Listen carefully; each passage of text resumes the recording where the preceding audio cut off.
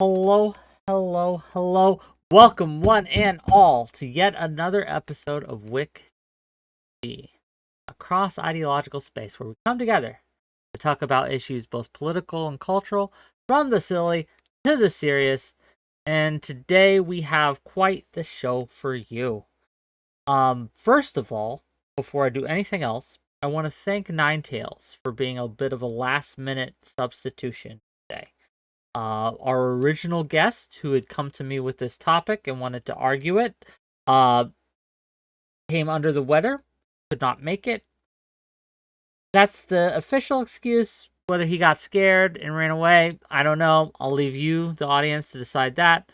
Either way, he was unable to attend. But Ninetails, last minute, again, stepped up and was willing to come and genuinely argue this position. So, kudos to you. Thank you again for helping out. So, again, if you're watching this on YouTube, hit that like and subscribe button. If you're watching this on Twitch or Kick, hit that follow button. Throw me some bits, throw me some subs. It'll be great. If you have questions during the debate, please super chat them out. And when we get to points where we'll ask questions, I'll ask the panel or the duo, at least today, the questions and get your questions answered. And with that, what is today's topic? Porn for teens. And specifically, under 18. Is this a good idea? Should we be making educational porn or alternative porn for teenagers to access specifically? Ninetails is taking the affirmative stance, whereas SICUnchained will be taking the negative. But yeah, we've done all sorts of debates. The original person wanted to argue this, and if you want to argue this with your whole ass chest, I'm going to let you come on my show and do it. We'll see how it goes. Ninetails, we're going to start with you. You'll get an opening statement, and then we'll have Sick respond. Go ahead.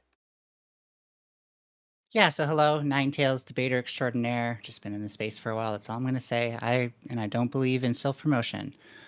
So I'm not going to say I know what the perfect solution is here. There's clearly literature, some that says one way, some that says the other. But the most recent literature, and especially the literature that brings all the other literature together, talks about how we need something called porn literacy in sex education. Clearly, the unrestricted access or the nearly unrestricted access of porn is an issue, and it does affect teenagers. We need to address those issues intelligently and not just reflectively. We can rely on several things we already know. Kids are generally curious about their own bodies and other people's bodies. They tend to explore each other's bodies and their own bodies. Sorry, I was supposed to say both. This puts young women in situations where they could be unsafe around boys and vice versa, let's just be clear, who are their own age, and they will almost certainly encounter decontextualized porn before their adulthood. So are we doing specifically 14 to 15? Was that like... No, it could be anything under 18, right? If you want to argue Because for younger. I also found data for that age range once you tweeted about that. But okay, so that's not... I can ignore at least one thing. Well, we know that sex addiction affects about 3 to 6% of the population, and that young adults can have higher rates because they're more susceptible. A true estimate is muddied by the literature, specifically for young adults, and so it's kind of hard to get an exact amount. We need I already said we need porn literacy. It not only reduces shame and promotes critical thinking, but it also covers important sexual health topics such as body image comparison and dissatisfaction, sexual and gender-based violence, fetishing of gay and transgender communities, and setting unrealistic standards for men. Only 3 more points, by the way, in case anyone's getting worried. There is a safe way to handle the fact that teens already look at porn. It's by not just panicking every time we realize that a young person looks at porn, and actually helping them understand it and working them through it. Like, if anything, this is what the parents should be doing when they find out, instead of being like, no, never look at porn. We're going to punish you for this and everything. That really only reinforces all the negative effects. Preferring that teens engage with porn out of shame and secrecy, as opposed to environments where they could be guided through it, is clearly more detrimental to their mental health and well-being. Okay. Thank you. SICUnchained, your response. Yeah, I would say also I agree with the idea that children, when they're growing up, they're learning to explore their bodies and what it means to be a sexual person and a sexual being and how to interact with others sexually. I think the last thing children need, or teenagers, because children sounds a little bit like a dirty term. The last thing they need Let's is just say youth, by pornography. the way. Can we Hey, both it's my disagree? opening Just say youth. statement. Okay. Let's try to be Yeah. nice. Yeah. Anyways, the last thing teenagers need while they're trying to learn to explore themselves and how to respect others and getting sex education in school, if they're from a first world country, is engaging with the types of platforms that fetishize violent behaviors and sex when people hardly know how to control themselves, let alone how to interact with others. Men who watch porn, or teenagers who watch porn, according to Australia, their government, I forget what the name of the government agency is, don't really care, but found that men who engage in porn are found to be 6 times more likely to engage in some kind of violence towards women or violent acts in sex, and compared to those who watch strictly softcore porn or no porn at all. I think it's probably dangerous just to let children have open access to that. And since you can't regulate it, we know we can't regulate porn. The best we can do is have 18 plus warnings on the beginning of sites. I don't think they should be allowed access to it at all. Okay, I guess the first thing I would ask, this one's for Ninetails. So you mentioned that parents, if they find out their child is watching pornography, shouldn't panic, shouldn't just castigate them for it, but instead should talk them through it. What does that look like in your world? Well, okay, so this is barring circumstances where addiction might be involved. I do have stuff here on sex addiction if we want to get into that, because that does lead to sexual violence as well. Um, but when there's not sex addiction involved, I think it's, you know, whatever you found is probably the most appropriate material to be working through. And then the things I pointed out, particularly body image comparison and dissatisfaction, sexual and gender-based violence is important to contextualize within the porn that they're looking at, and setting unrealistic standards for men. Being able to point out when porn does that is a huge thing. There's also there's a fact that I have in one of the pieces of research I read that points out that sex education is way more powerful at reducing both like the age at which people have sex, so they tend to have it much later, and helping them have healthier relationships. So as far as like, when porn creates toxic relationships, this is largely a symptom of us trying to like shove it under the rug, and we've really abandoned the youth with not, guiding them through this. This is us shoving what under the rug? The What specifically? Well, when they do it, we try to shame them out of it or try to, pretend Shame like them out of it didn't happen. watching porn? Yeah. Um, I would disagree. I mean, maybe if there's some religious conviction, sure.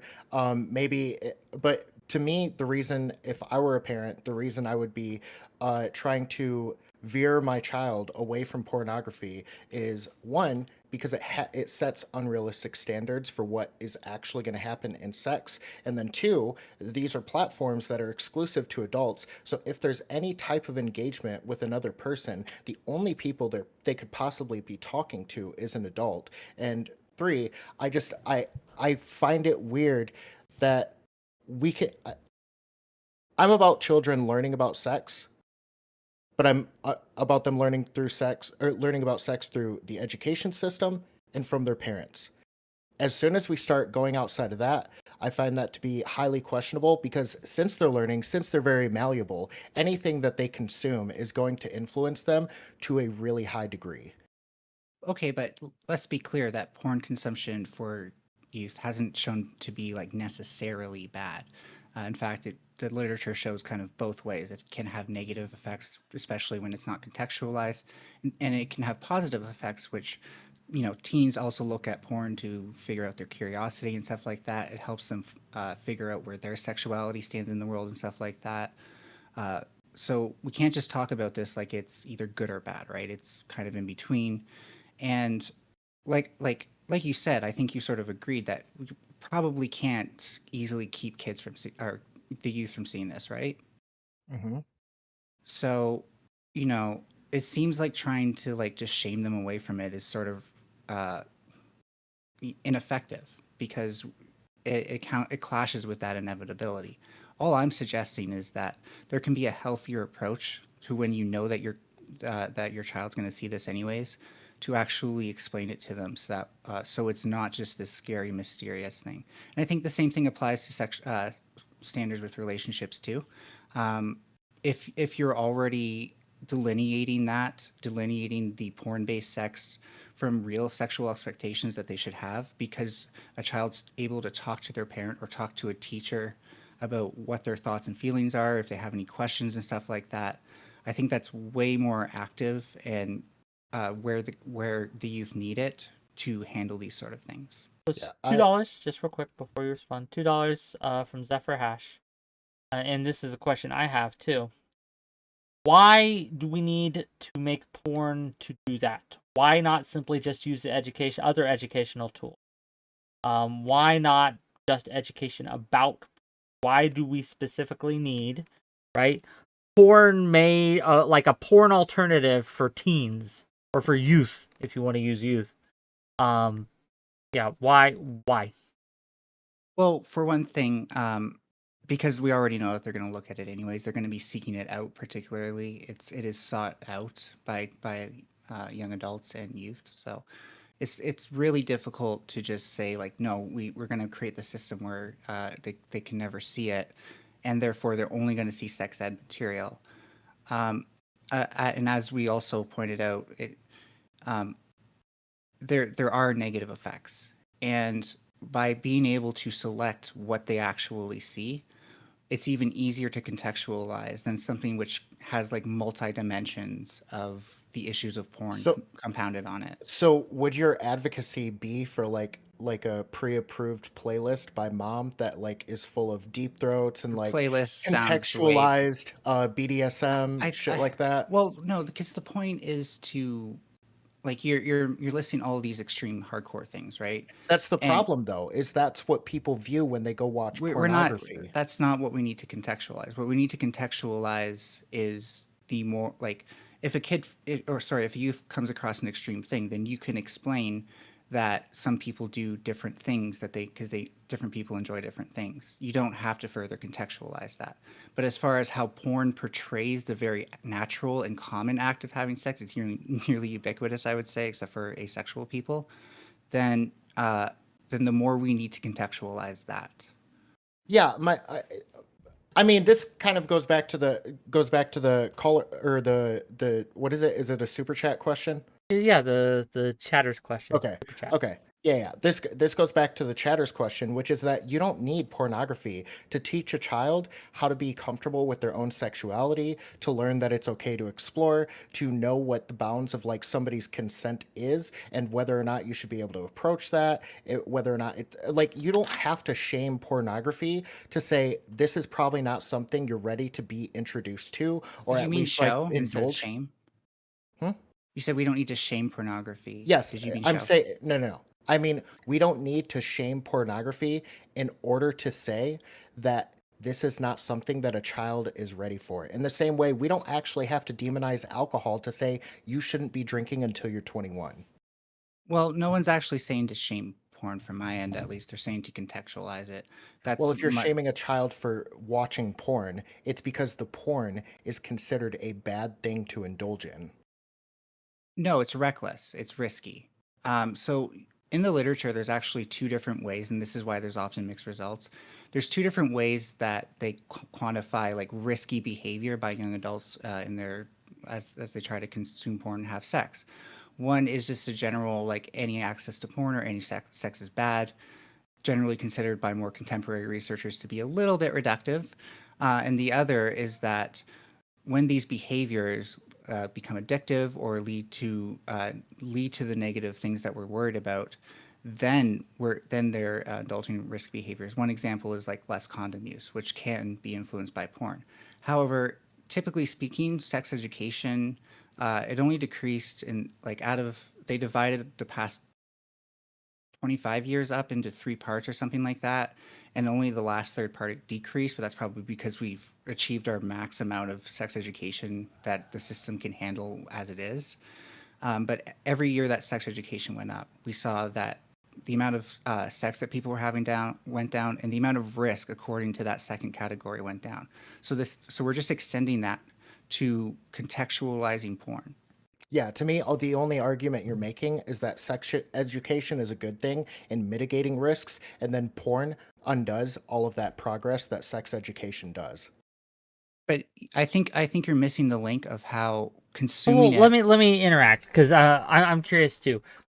Please don't take this the wrong way, but can you explain to me in a PG way what I can hear you guys. I'm going to step away just a sure, second. what educational porn made for youth would look like?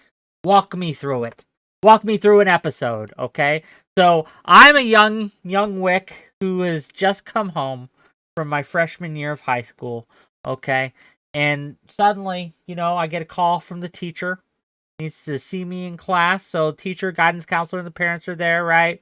And they're like, okay, Wick, you're of age now. It's time to show you the educational porn. They put it on. What do I see? Okay, so this is not a non-answer, but I have to contextualize this a bit because we don't really do this right now. This is, of course, a response to the well, they're going to see porn anyways, and it's already going to be done anyways argument. So I can't tell you, as someone who's not a teacher, not a developmental educator or anything like that, what that's going to look like. I'm just not familiar enough with that side of things to comment on that. What I can say is that we know that certain things can become uber viral. Whether it's to do with inappropriateness or not is a different factor, but inappropriate things can become viral. Luckily, most platforms prevent porn from going viral, but it doesn't mean that certain trends or phenomenon can't become popularized within, less adult spaces, and that might cause kids to seek it. And if we know that kids are seeking it, then maybe it's time to talk about it. So this doesn't mean, just show everyone it. It means to talk about it, to acknowledge it exists, point to its existence, maybe describe it if you think that the kids might be a little bit lost, or I'm trying to say youth or young adults, by the way. If you think that the young adults might be lost, but don't just leave them in the dark on something. As I understand, that's not the argument, though. I don't think anyone will argue about, like, porn exists and we shouldn't, like, lie to kids and say it doesn't exist. The question is, should we be making as an alternative, instead of them going to watch porn on Pornhub, they instead get a youth-only version of the porn, right? So And in my best answer, specifically for youth. if I were to be like okay with being wrong in the long grand scheme of things for one reason or another that I just can't predict from what I know from this perspective, I think it's sort of like director's commentary on a DVD. You get to look at porn, sure. I'm sorry. Sorry. I was just thinking about mom narrating porn. Oh, I don't know. Sorry. Is that an online thing? No, that's what came to mind when you made that point. Anyways, continue. Sorry. Right, but not like your documentarian narration, right? This is like when you have. It's the same thing as when you read something like To Kill a Mockingbird, right? It's easy to get afraid that To Kill a Mockingbird is going to make kids racist. But there's clearly a more important point of doing that, which is being able to contextualize that racism for educational purposes. So that way people understand that, look, just because this book is racist or talks about racist stuff doesn't make it racist. It's actually, if you read the message and look a little bit closer, it's not that. Now, I'm not saying porn is deep like that, but I'm saying that when you can contextualize things, people read it differently. That's how media works. Yeah, I don't think it's wrong for like if we assume that teenagers are just going to be able to see porn and they're going to go do it, that's fine. I would also say it's fair to discourage it while not shaming people for watching it, like saying you're a bad person or you're doing something horribly wrong for watching porn. But at the same time, if we're talking about reading To Kill a Mockingbird, there's a difference between reading a story versus engaging in the I already behavior. admit it. It's And not like, deep like that. I just pointed out how recontextualization changes the way someone reads it. yes, but the problem with porn is that when you're watching porn, it isn't just to have this like third party fantasy. Typically, people who watch porn are also uh, desiring to engage in those activities. So if there's porn of me choking you out or Yeah. me, well, I don't want to get too graphic because it's fucking Twitch, but No, like these are. I'm going to tell you though that you're wrong. There are plenty of people who look at porn that's way Oh, I'm more sure there's hardcore than what they seek out. sure. But for a lot of those people, that doesn't mean it's not a desire. It means there's probably some limiting factor that doesn't allow them to engage in those practices. No, it might also just mean that they're more attracted to the fact that it is hardcore, but couldn't see themselves doing it. I would be one of those people, for example. I'm much more interested in pornography that shows stuff that I would never do or partake in, just because there's definitely like when you've seen all the normal porn, it certainly at some point, and this isn't hopefully an argue, you realize that I'm setting all over. There's some point where you're like, that doesn't do it for me anymore. I've seen this before. I've seen the penis in the vagina. What we so our brains do naturally seek higher amounts of that. I don't think the adolescent brain just gets there from 0 to 60 in 10 seconds, but we need to avoid that. And I think one of the ways of doing that is not making it this like incredibly elusive and subversive thing to consume, because I think like one of the things that you're describing is the tendency towards violence or acting out. Like sexually acting out is something described in the literature. That's actually more common with people who show what's the trait again? Like a like rebellious kind of nature. Like they're engaging in these activities as an act of defiance to those other people. They're ultimately the ones who do this stuff. But granted, like a lot of the times that people act out, and I think I have more notes on this. Uh, that's probably because of sex addiction. And sex addiction is something that's both way easier to recognize and treat on an individual scale, and is not, it's not like not everyone is as prone to it. It varies greatly between people. And do you want to respond, or can I just give you the quick like how to recognize this kind of deal? I'm giving you your time. I'm keeping mental notes. Don't worry. So you don't mind if I just go through that list real quick? Quickly. Okay. Yeah. So we can recognize them developing these features, withdrawing away from the world to see sex, seeing everything through the lens of sex, only caring about feeling sexual pleasure, trying to meet their emotional needs through sexual fantasy or behavior, and using masturbation to self-soothe. In other words, like get over anxiety or depression or something like that. And then also the negative consequences from sex compulsivity, which is feeling like you just have to have sex, feeling abnormal or sick, feeling degraded, guilt, or shamed, feeling regret, discomfort, or depression, feeling numb, hollow, or empty, feeling desperate about long-term relationship viability. So these are all factors we can recognize before we overreact to the issue. Yeah, again, to me, the whole point of educating and contextualizing sex and discouraging it for young, malleable people is to say that when they're exploring themselves and they're learning about these things, children have a tendency to overindulge. This happens with video games. This happens with a lot of different things. This happens with sex too, physical sex.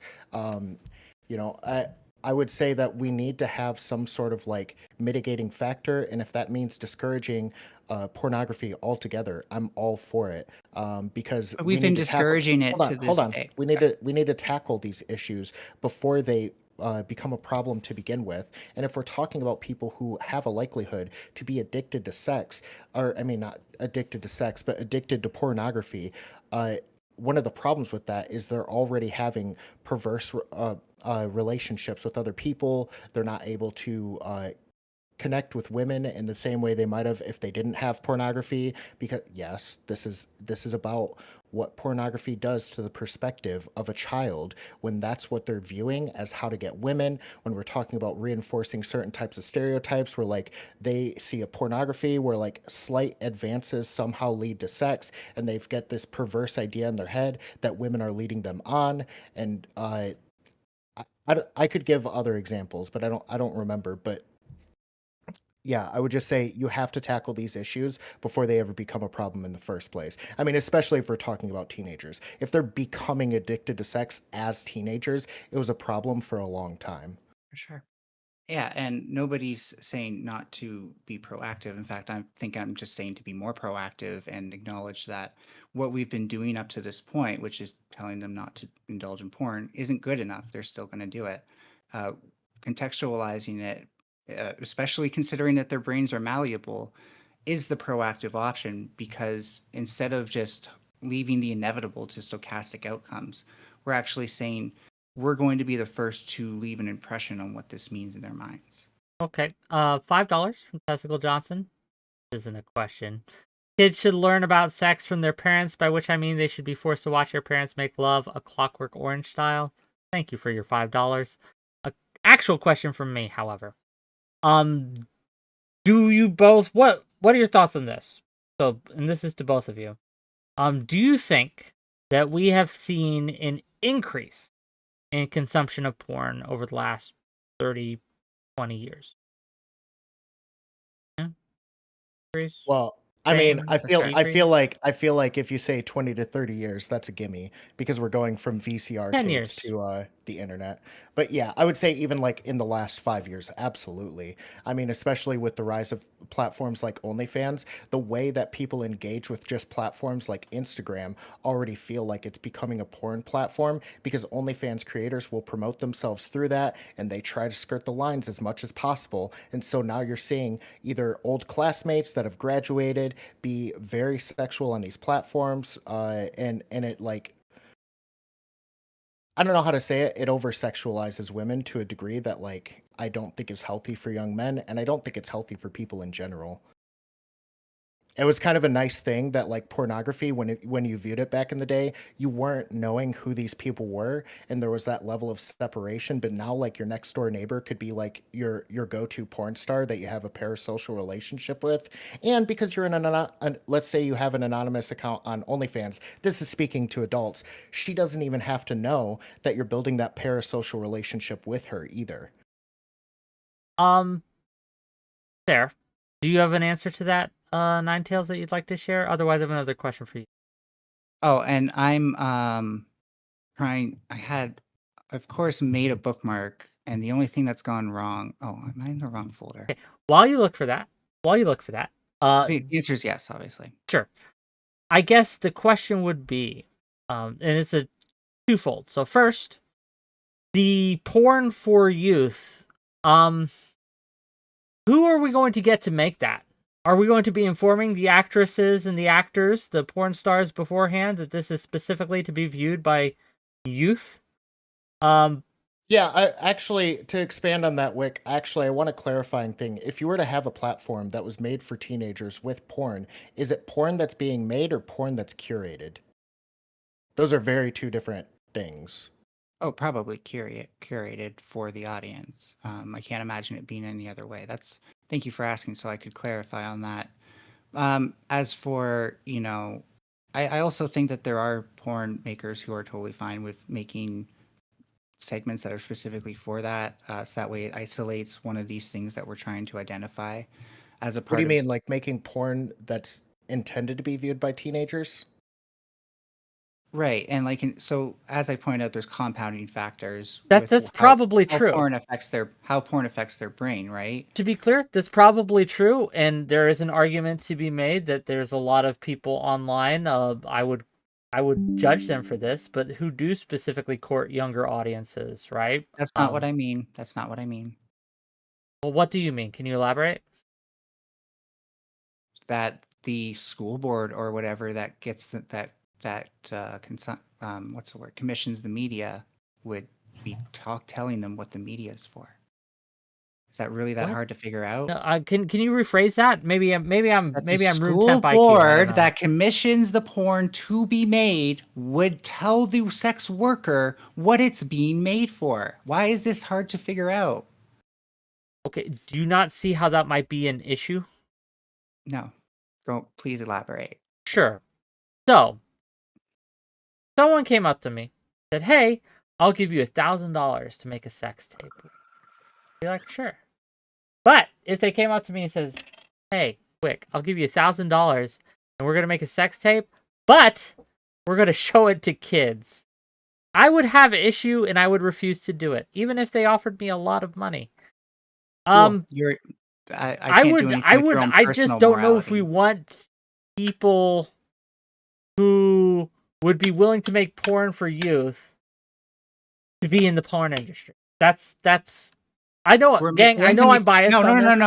No, you're framing it entirely wrong because you're really not good at being unbiased in media. I'm not unbiased. The porn actors would want to make educational material.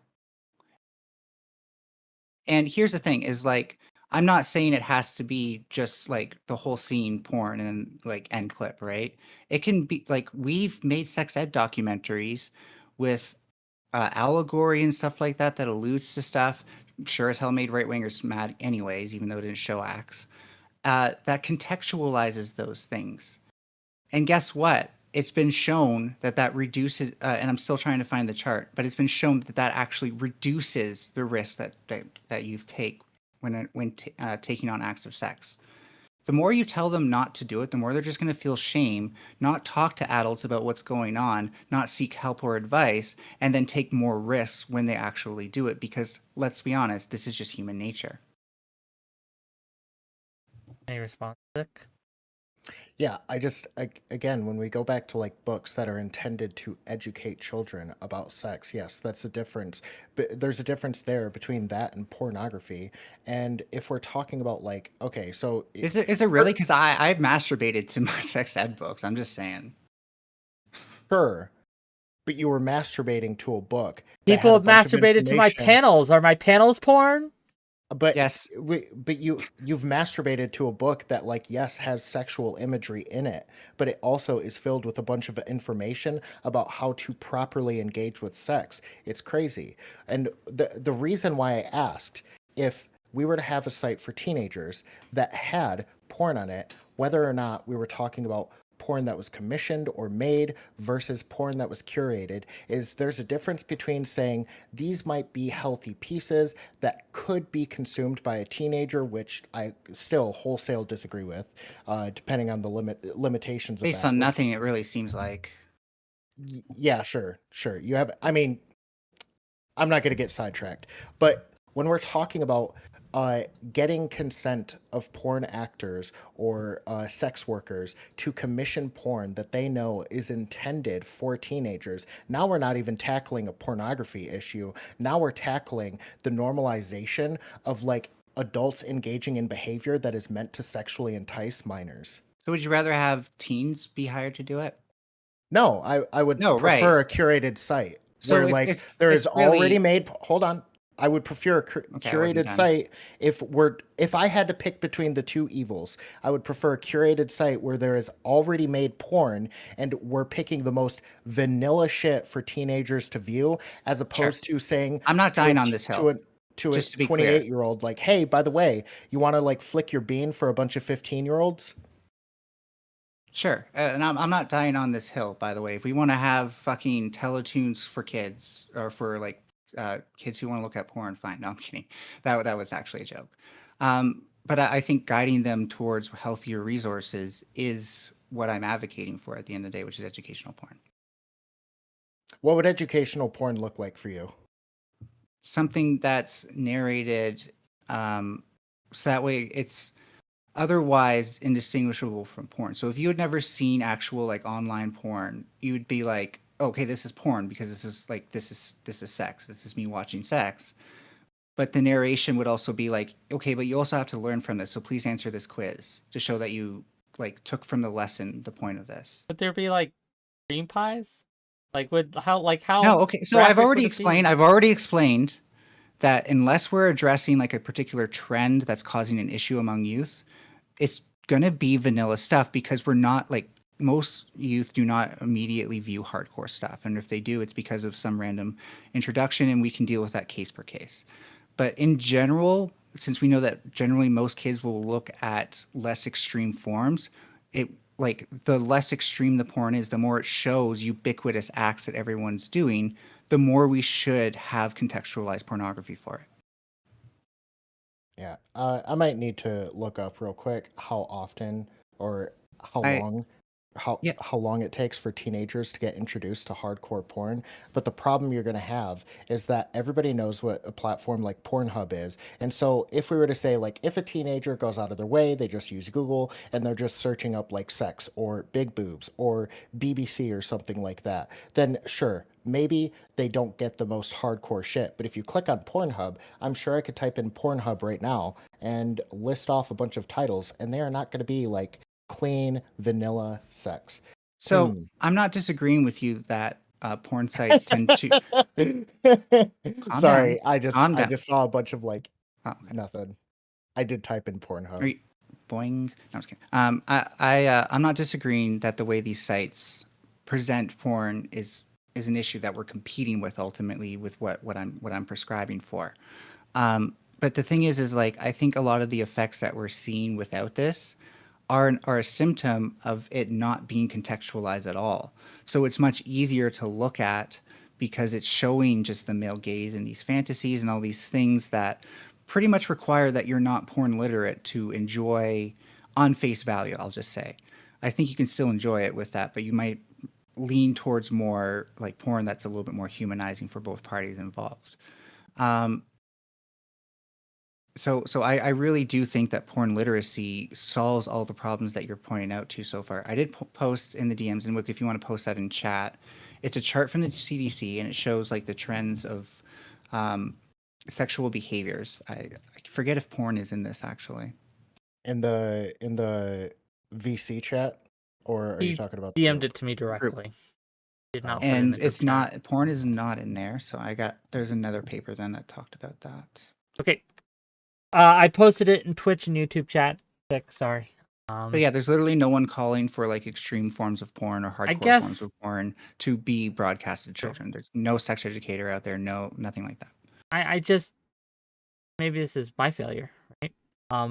I can you elucidate in your argument why this would be better than simply not showing kids porn at all?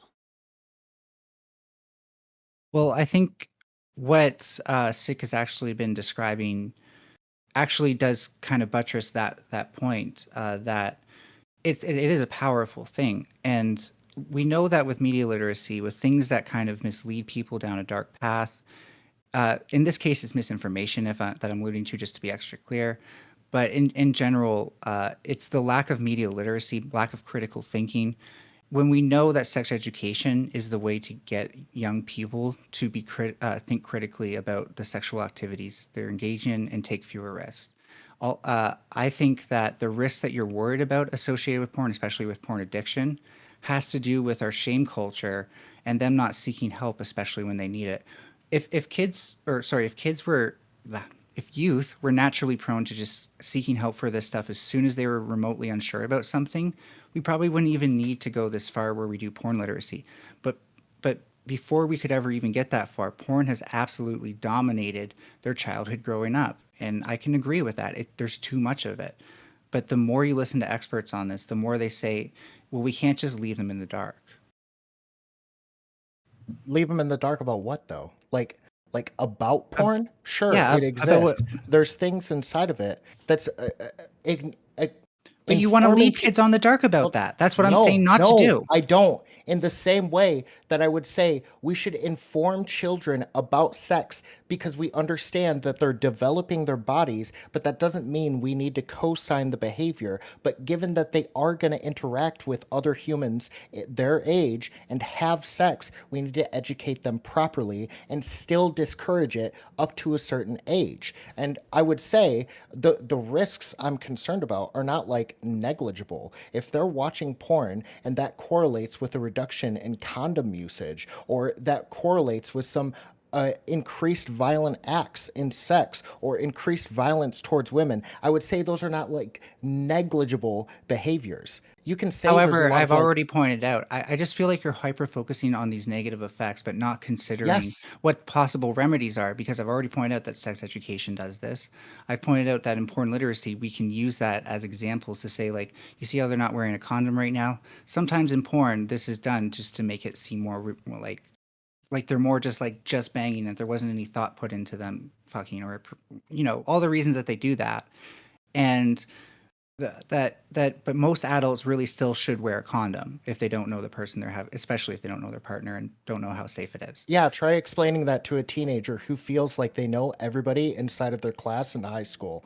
I know Stacy, I know Linda. Of course I don't need to wear a condom with them. I'm not going to come inside them. Wait, so you're I'm getting not going to you're get getting held up on STDs the from them. semantics of who we know. That's Yes, not yes, even my because point. yeah, no, no, no. You're getting This lost is here. my point. Is there's a difference between educating a child and expecting them to handle that information responsibly without some sort of like mitigating factor or like deterrence from the behavior itself. Well, you're listing mitigating factor and deterrence as like equal things, but they're not. A No, no, deterrence, I'm a correcting myself. deterrence, Forgive a me. deterrence is sure. $5, Just to be clear, $5 from 𝕍𝖎. If educational porn helps end the stepbro genre, I'd be for it. Say that again. It's the joke. $5 from step, yeah. 𝕍𝖎. If educational porn helps end the stepbro genre, I'd be for it. Yeah, I was And gonna say that's that was that's the actually thing, one of right? the top Like results when I typed in if Pornhub.com. if my No search. teacher has taught me about porn and has like not that there's like any more of a relationship there where we're now looking at porn for fun, but if they've talked to me about it, then I see them as an educator on that subject. And if I come across a weird porn like that and it makes me feel weird but also aroused at the same time, I don't understand these feelings, I'm way more likely to talk to someone who's trained to talk about these things, or maybe even my parents, than I am to be like, no, I should just feel like a naughty child and I should hide these things from people. That's how things proliferate in the backgrounds. Do we want our children or children in general to be going to public officials to talk about pornography? Do we want that? I would say so, because honestly, that's better than them meeting someone online who seems to have more answers than either their parents or the system will give them, and they're in fact grooming them. No, I would totally disagree. We actually don't want children to go to like public officials about pornography. There's a difference between educating about pornography as a general thing, but when a child starts asking an adult about like certain types of kink, now we're not just talking about sex education. Now we're talking about a level of familiarity that should not be crossed with a person that is not like somebody who would be co-signed by the parent potentially or anything like that. This is not So like, even though they're hired by the school, that doesn't necessarily mean they're a trusted individual with your sexual exploration and your sexual interests. no, I'm saying that when they feel uncomfortable, like unsure about something and need guidance, not that you're being like, "Yo, what's up? Did you bang that chick last night, bro? Like, oh, that's hilarious. Yeah, hit that." No, it's not like that. It's literally having someone there as opposed to the internet being where you get your answers. Therefore, but this is what I'm saying. Like, what would the child be asking the adult outside of like general statistics about pornography? Like, would Well, we be asking them about like are you I don't, feeling a little cornered right now? Because I I'm swear to not God, feeling cornered. I'm trying to figure out what the child would be asking about in regards to pornography in a specific sense that would be appropriate. I Because I feel like can't we've come at the imagine crossroads of where this is inevitably just a sex panic, because this is exactly what reactionaries it's said it's in not a sex in the panic. It's 60s about and who has 70s the and authority 80s and and the trust 90s to deal with another parent, to another denounce the person's sex ed we child. have today. And guess what? The sex ed we had today did not put children at risk like they This thought they this did. no, this is you not understanding. There's a difference between making a child feel shame for looking at pornography Which you shouldn't do. versus saying if you're going to be educated about BDSM and that specific type of stuff, you're not going to go to Mr. Milton. You're going to come to me, your dad I'm or your not telling mom. them to educate them in BDSM. I'm telling them to contextualize what they might inevitably see and to feel like they can go to an adult when they see it. Yes, I don't want a public official to be allowed to do that. That's their safest option. As opposed to the parents? Parents are way too undereducated to contextualize most of the stuff that pornography shows. That seems kind of crazy to say if I we're will saying we I live in will a make a culture caveat. where so many people are familiarized with sex. I mean, pornography on like a heavy level because it's so inundated in our lives. Even not just sexually explicit stuff. There's You're so making my much point for me when you point out how inundated it is, by the way. You should find a better way of as putting that. adults, yes, absolutely. But this is what I'm saying is like when we're talking about kinkery, there's no reason to assume that the public official is going to have more education than the fucking parent does. Well, I'm pretty sure an educator can go to get training for this, and that's our chance to give them training. Yeah, the local sex dungeon, I guess. Wow, you're incredibly closed-minded on it. Basically, it's just like a reactionary. No, I mean, well, it is reactionary for sure. I do like where we're at with sex, and I would like to not allow children to be further involved in pornography. Yes. So you like where we're at with sex. Yes, and sex education. So currently, sex addiction is becoming an epidemic in the youth, and this is partly because sex education is always receiving pushback from the right wing, but also because it probably doesn't go far enough in a world with ever-evolving technological porn. Um, it seems to make sense that sex ed would update itself to the technology as a response to that, instead of being like, well, this already hasn't been enough, so time to let it get even worse. Yeah, I think sex education could update to like a modern standard. But even if we're talking about old school sex education, if we're teaching children about how to use condoms, we're not also co-signing the behavior of going to have sex with or without condoms. We're saying if you're It going to doesn't engage in honestly this, matter if you do, because at the end of the day, we need to teach them to use condoms. yeah, nobody's debating that though. Right. And so it doesn't really matter if you co-sign the use of porn by teaching them about it. What matters is It that they are absolutely literate. does. It means that they are literate and critically minded when they engage with it. Why? Okay, for me, I don't know why the fuck you're saying it doesn't matter if we co-sign it or not. If we Because you're taught you're children, talking about hold giving them on. no If we support. taught It's just children, if reactionary we bullshit. taught children how to use condoms and then we did co-sign them going and having sex with other teenagers, I imagine there's going to be a slight increase in the amount of teenagers that not only have sex with condoms, but without too. And then we're going to So have a bigger like teenage pregnancy problem. so we see that here in that chart I sent. I'm pretty sure risk behavior that contribute to leading cause of death. Right. So in 91, from 91 through to 2001, teens have been having less sexual intercourse with more sex education. And from Right? 2001 to 2013, there was no change. Now, I don't know what the most updated statistics are, but it seems to me like the sex education actually reduces the amount of sex that they're having and the risks. Probably Is there, helps that in sex ed, we're not co-signing the behavior of encouraging how do you teenagers or know? You don't know that. I'm okay. This might How old are you, amaze Sick? you, but I am the graduating class of 2010. I imagine I live somewhere in these statistics. So do I I. know what I was taught in health class. I felt like it was consigned on. I felt like I could approach sex safer after that because I no longer like it was no longer this scary, mysterious thing. I also had teachers who, this wasn't all boys sex ed, by the way, just to contextualize that, who did actually give us some advice with what to do in the bedroom. He said something that really did change my life, and I think at least made me more compassionate towards the other person, whereas I wouldn't have been without that. And that was just, if you can give a woman an orgasm, that will be the greatest thing you can do for her in her life. And Yeah, I was and I was like, wow, I want to do that now. That sounds like a manly as fuck thing to do. yes. Before your children are even dating, you're teaching them how to treat and love a woman. That doesn't mean the minute you start teaching them how to treat and love a woman, you're like pushing them out to the door to go No, find a girlfriend. And that's what I'm saying is that yes, you can teach them safe practices and how to engage with sex in a safe way. That's a lot different than your teacher saying, yes, it's actually acceptable for you to go have sex. And like, if you were to leave class now and go do it in a healthy manner, it's I fine find by that me. your Also, I find just that real your quick, allegory. No, please, real quick. I find that your allegory is underwhelming or overwhelming there.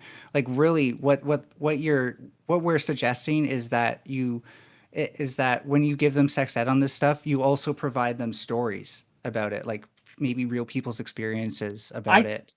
I don't. Okay, no, I'm stepping in a little bit here. Okay, I'm gonna have to. Okay, so great. I think it's not the best, but it's fine if your teacher's like you should. If your sex I ed still have teacher or Pornhub something is open. like, hey, you should help women have pleasure too. That's fine. What's not fine is you should help women have pleasure too. And let me tell you how I did it to my wife last night, and then goes through and puts That's on not his what I home meant by video stories. and lets you watch. I think there's a substantive With our difference. current sex ed, with our well, actually, they do tell you how to do it, right? Because they tell you where the erogenous zones on the But there's a vagina are. difference between you doing No, that through an not. educational book and pornography. Right. And I'm still referring to there being curated material. You keep taking things to these realms that don't exist in anything I'm prescribing because that's literally I the mean, only argument you have. It's just a panic. I could in Ninetails' defense, I could defend her on the idea that maybe we could give children like access to stories about sex, but so long as it's like Ted Bundy and Jeffrey Dahmer, okay? Only those ones though. I Okay. think, again, That that that's if some sort we of a have a meme. problem as a society with there being too much pornography, the solution is not, and maybe this is just low IQ of me, but the solution cannot be to introduce pornography younger to the kids. Or officially to the kids. I think that, again, you would only simply see consumption rates increase. And while, yes, a lot of youth see pornography at very young ages, 10, 11, my first experiences was 11. My very first porn I saw was at 11. Not everyone does. Not all youth do. But if you made it part of the curriculum, then anyone and everyone, like, you're simply increasing it. Like, I can't imagine a world where it doesn't just increase. No, Why am I it's not wrong? going to be part of the curriculum. The resource will be available and it will be curated, but we're not going to expose kids to porn regardless of their consent. Let's make that super duper clear. Well, And that's another thing, by the way. I haven't gone into consent yet and how we can actually teach kids about consent and how porn misleads them about consent using that material. yeah, I mean, before we even get to anything like consent related, if we would have a program where, like, let's say the USA were creating this curated platform with a bunch of porn on it, I would almost want it to be introduced to the children so that way, if it's available for them to use, we're teaching them how to engage with it in a responsible way and not just having it as an open platform and say, have what you will with it. It's But we've already pointed out that it's curated, so it's not just an open it platform. doesn't matter what's on it. It's about having a responsible Everything's so engagement with the dramatic. platform. Yes, yes, yes, because we're talking about children here. In No, the because you same way, care more in the about same way, morality than the actual children. no, The children no. here are a prop in place of your fears. And all I'm telling you is that if you understood how decontextualized porn is what makes your fears realized right now, because sex education is actually not enough, then you would be all for it. But you have this insistence on just taking everything to an extreme in your mind when nobody's doing that. We're talking about giving the base level You just approach. described the government having a platform for teenagers to watch Are pornography, you and afraid then of the government? after no, in fact, I think if the government were to have a platform like that, they have a responsibility to make sure to gauge how teenagers are able to interact with And it I and hope you understand. educating them on it, because in the same way that the Please. state has a responsibility towards its citizens, if parents are voting for a board that relinquishes or enacts some sort of like responsibility over the students while they're at school, we would You're want rambling. them. Like, I hope you understand how an Okay, institutional sorry. access to these things is less of a risk for them than to just deal with it through either like their conservatoid, potentially conservatoid parents who definitely will mislead them, or just to randomly engage it on the internet. Because as you point out, even if we discourage them, it's probably somewhat inevitable. Yeah, All I'm I just don't know why education was so important this entire time, and then when it comes to the actual platform for teenagers and their engagement with it, all of a sudden the education like goes out the window. It didn't.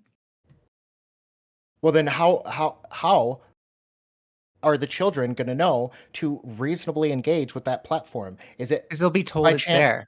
there. It'll be a resource that's offered to them. So you will Okay. introduce the kids to it. We're not going to show it to them in the classroom. You don't. I don't have to show a kid a condom to introduce them to the concept of a condom. Okay, and then how I to really use don't understand what the fear is, because we're not showing it to them without their consent. We're just saying, hey, this is here. If you're going to look at porn, $5. this porn is healthier to look at. $5 from Rude Mud Crab today. Teens be doing too much drugs and alcohol. Let's start them off earlier. That's a different argument, and if we're addressing porn and sex addiction, then we're using a different methodology. I mean, luckily, kids actually, even though they get a little wild sometime, actually don't have that bad of a problem when it comes to drugs. Not saying that they don't have access to it. I'm saying that they usually can't like overdo it because they're usually pretty broke, and drugs cost money as well as alcohol. I'm not saying it's not a problem, but the risks are a lot less likely to get addicted to than like for something like porn that is freely available on the internet for no money at all. But okay, porn isn't addictive for everybody. It's like, as I've pointed out, sex addiction affects adults at a rate of about 3 to 6%. We know that it would like theoretically be higher for youth because of their lack of inhibition. But you can't just start assuming it's like orders of magnitude higher. Yeah, I can because it's No, like a you normalized. can't. Okay. Okay. From what? Out of what are you? Where are you pulling this out of your ass that it's orders of magnitude higher? I don't know the stats on this. As a problem for like teenagers' interactions with pornography. No, we're talking about the addiction. Oh, the addiction. I couldn't speak to the stats of that, but the fact is that So Okay, do you at least so- agree that it's probably not as addictive as you originally made it out to be, whereas its availability is proportional to its addictiveness? no, I'm not speaking to how many teens are addicted to pornography. I'm saying that they don't have the same stopgaps for pornography as they do for stuff like drugs and alcohol. That's Well, what here's I'm a saying. stopgap. Having a healthier alternative that is actually geared towards them, so that way if they feel uncomfortable or unsure about what they're seeing, they can reference that. Yeah, that does nothing for me. We're talking about like the ideal responsible teenager, and that doesn't exist. Well, there are definitely education experts who it does something for, because they're actually concerned with addressing the issue directly instead of having a sex panic. Yeah, Do we I'm not- sure it does something for some sex educators that when they talk to teenagers about pornography. Okay, first Sure, of it all, does I plenty could for assume the same thing about you, right? Like, it does something for you to bury kids in the closet. what? my 2 closet. seconds. 2 seconds. Gang, we're on level 1 of a hype train we just completed. Thank you to all the donors. Thank you all the subs. Continue to give me money. Kamikaze, if you rephrase your question, I'll ask it. You donated for it. Yeah, let's keep it and TOS people $20 and family friendly also. Why not? Well, let's try to do family friendly. $20 from Lawson Harrison. Well, first of all, this panel is inherently not going to be family friendly. You should Well, not that's show only if you children agree this that panel. sex education 20 has to be bucks. unfamily friendly $20 from Lawson Harrison. or family. I don't think this is going to be settled without a detailed description layout of this program. No jokes, preferably, with illustrations or slides. I need to see what this is going to look like to be on board. And I think that I'll is admit, another problem, right? That I asked earlier, like, I want you to walk me through. You're asking a random person who did 1 day's worth of prep for that research. I understand. Like, I I have get it. papers I can post that talk about this, but guess what? This is just something that researchers have started talking about as a response to porn's issues. We don't have this implemented yet. We don't have detailed studies to help us figure out what the right path is. It could be path A or path D that we've described so far. Kamikaze asks, ask her whether furry porn is educational. No. What about Unnecessary. what about homosexual porn? This is just trolling. I've already addressed hardcore. I'm not asking for hardcore. I'm talking homosexual porn, gay porn. Do we show kids gay porn? I think we can expect like a big enough portion of kids to be engaging in gay sex, even if we don't know who at the time, that some availability would be better than none. I'm not going to say how much. I understand. What about other forms of? Oh, sorry. Can I actually add to that real quick? Please. This will actually answer this as well. We do know that kids, the youth, use porn to explore their sexuality as well. So, actually watching that and then being like, no, I just don't like this. Like, I can't get aroused is for them formative. Or to be like, yeah, I can get aroused to this, I can get aroused to that, I can get aroused to that. Oh, maybe I'm bi. That's formative. And the sooner that these kids feel secure about these identities, the sooner they can get on with the rest of their life and their development. Same with being trans. I just don't buy that porn help in a healthy way. Well, researchers already know that they use it for that. I'm just talking about making it healthier. Sure. But I don't know if that's the best tool or the tool we should be. Right. So obviously we support data in this. At some point, we're going to have to do trial runs compared to a control study. The control studies basically already exist. I don't know if that would be ethical to do a double-blind study on porn to kids. I don't know if that would be ethical. But this is what I mean about there being a sex panic. Because I think it's less ethical to know that they're going to see porn anyways and just be like, well, it's too hard. And then leave it there. I'm sorry, you keep saying sex panic. At no point in this conversation have I ever dissuaded the idea of educating children. That is far from a panic. So when you call it a sex panic, I mean, I don't know. It's really a porn panic. And if I was being specific, I'm just saying you're carrying on the tradition of the sex panic. Okay, well, there's no porn panic either. Wanting to educate your children while also reining in the idea that they should engage with certain platforms, either in excess or at all, is not a panic. It is to say, I respect their ability to be educated, but that doesn't mean they're responsible enough to handle these platforms or handle these behaviors. It is. I would say the same thing about drugs and alcohol, too. It definitely is a panic when there's all this data that shows that they need something, that they get better outcomes the more that it's contextualized and the more sex education they get. And this problem just keeps growing and getting worse for them. And what you want to do is leave them with more shame and more questions left unanswered. No, I don't want them to have more shame. I want them to have more context. They will have more shame. Again, I will. No, with what you're prescribing. No. Yes, by just trying to get rid of it, that's exactly what will happen. That's been demonstrated in the literature. Here, let me find some. You educate the children, understanding that they might, against your recommendations, still engage with the platforms. The education is to give them a proper context within which to engage with the platforms, but to your disapproval. You don't have to invoke any sort of shame. What do you mean to my disapproval? I'm saying to the teacher's disapproval or to the parents' disapproval. So they particularly have to make the child feel like they're doing something wrong about it. No. Do we in sex education? What else is disapproval then? Hold on. In sex education, we don't co-sign teenagers having sex, but we also don't sit there and tell them that engaging in sex is a bad action. Right. Okay. And I'm not saying to co-sign it either. I'm not telling them which porn they should. They're not going to know which porn to like or anything like that. There's going to be a resource available for if they do want to look at porn. Okay, so I don't have to shame pornography or the kid viewing pornography in order to discourage it.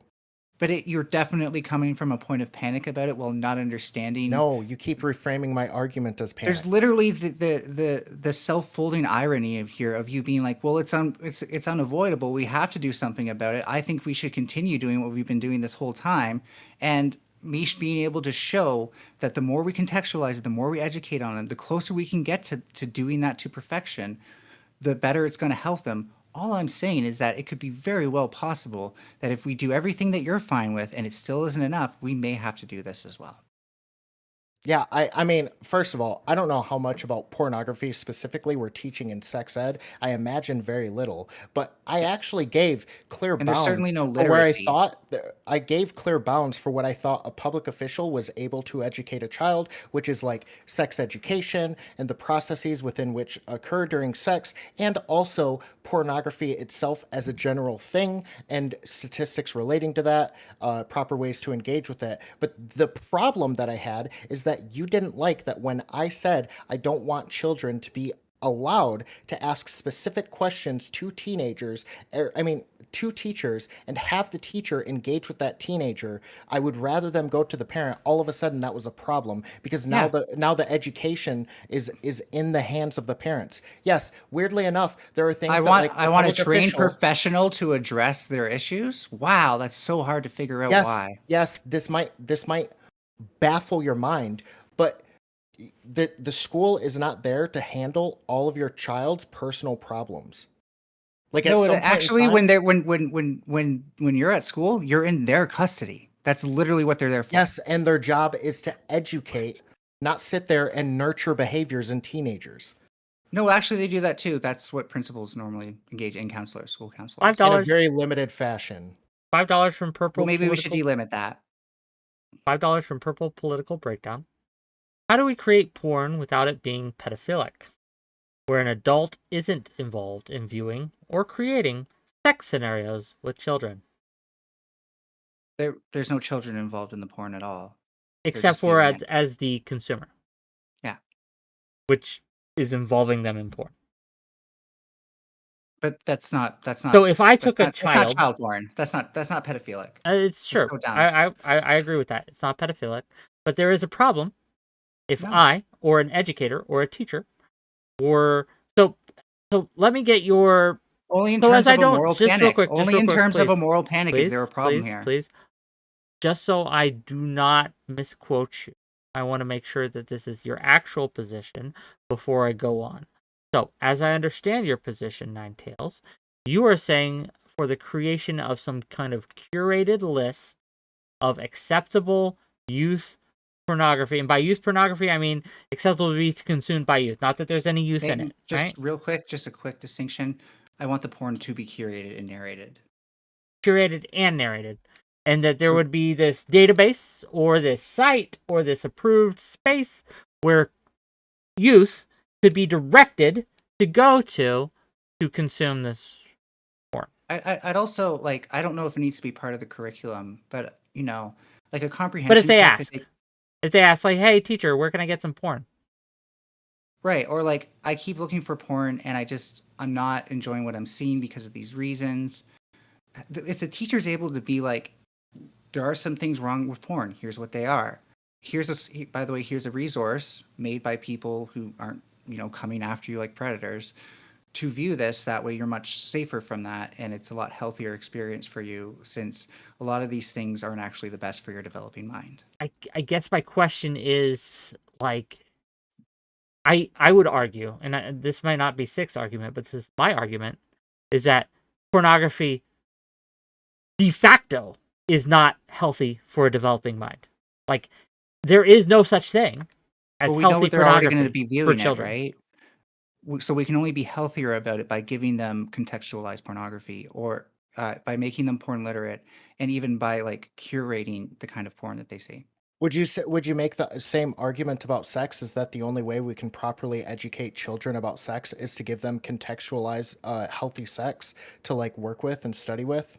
Actually, I think the curated pornography would do that already. No, it's not going to teach them like how to hold in their cum or how to use a No, I think they condom need to when be they're in private erect. scenarios when they're doing stuff like that, and that's going to stay that way.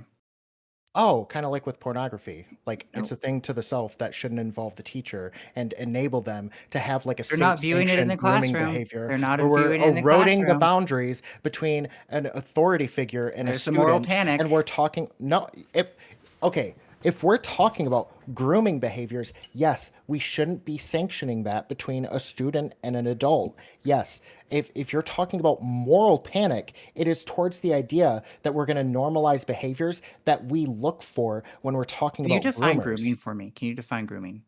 Yes, it is. It is the slow and long process of wearing down a person's boundaries and bringing them either up to your level or you down to their level to a certain level of familiarity, so that way you can later take advantage of that in some form, usually sexual, is what we care about.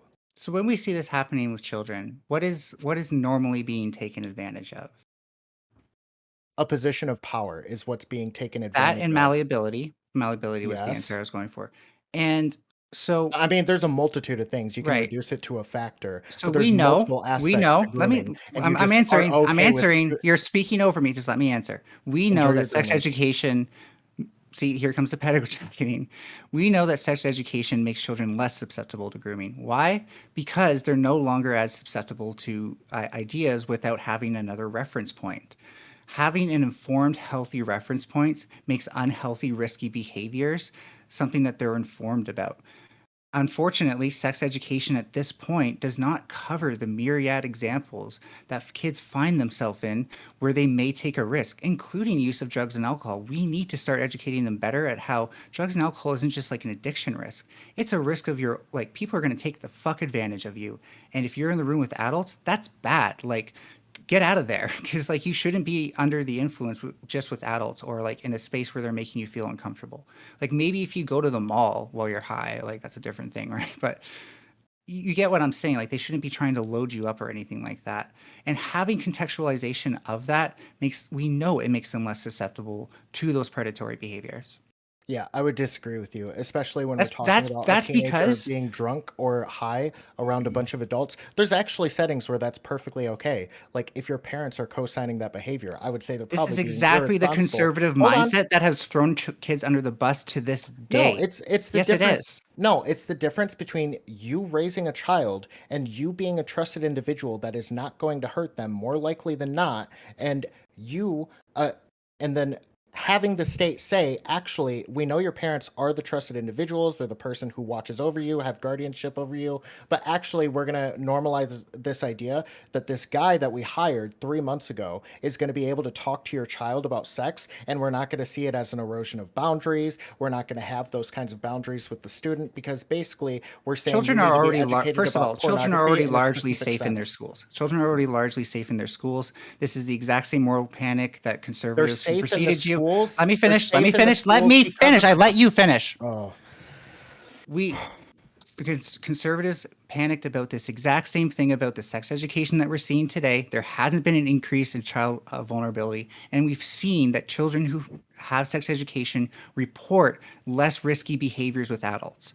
This argument is over in terms of the research. It's well established that you protect kids by educating them, as opposed to your narrative of throwing them in the dark and making them feel bad about it, or leaving them with more questions with with the least education possible because it makes you feel uncomfortable.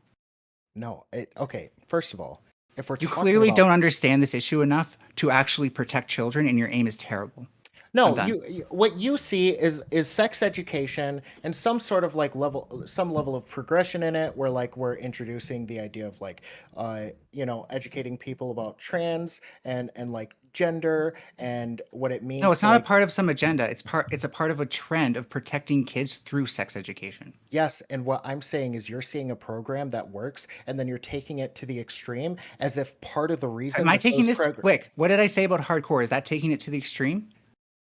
I said I no think hardcore, right? hardcore would be taken into like, look, Yeah, I'm against that. I'm against that. So there we go. Yes, I'm not what taking it I'm to the talking extreme. $5, no, no. $5 from Purple Political Breakdown again. So kids also get in fights. Should we create curated content for that? How We about already when do. kids It's steal called stuff sports. from stores? Or maybe when kids bully other kids?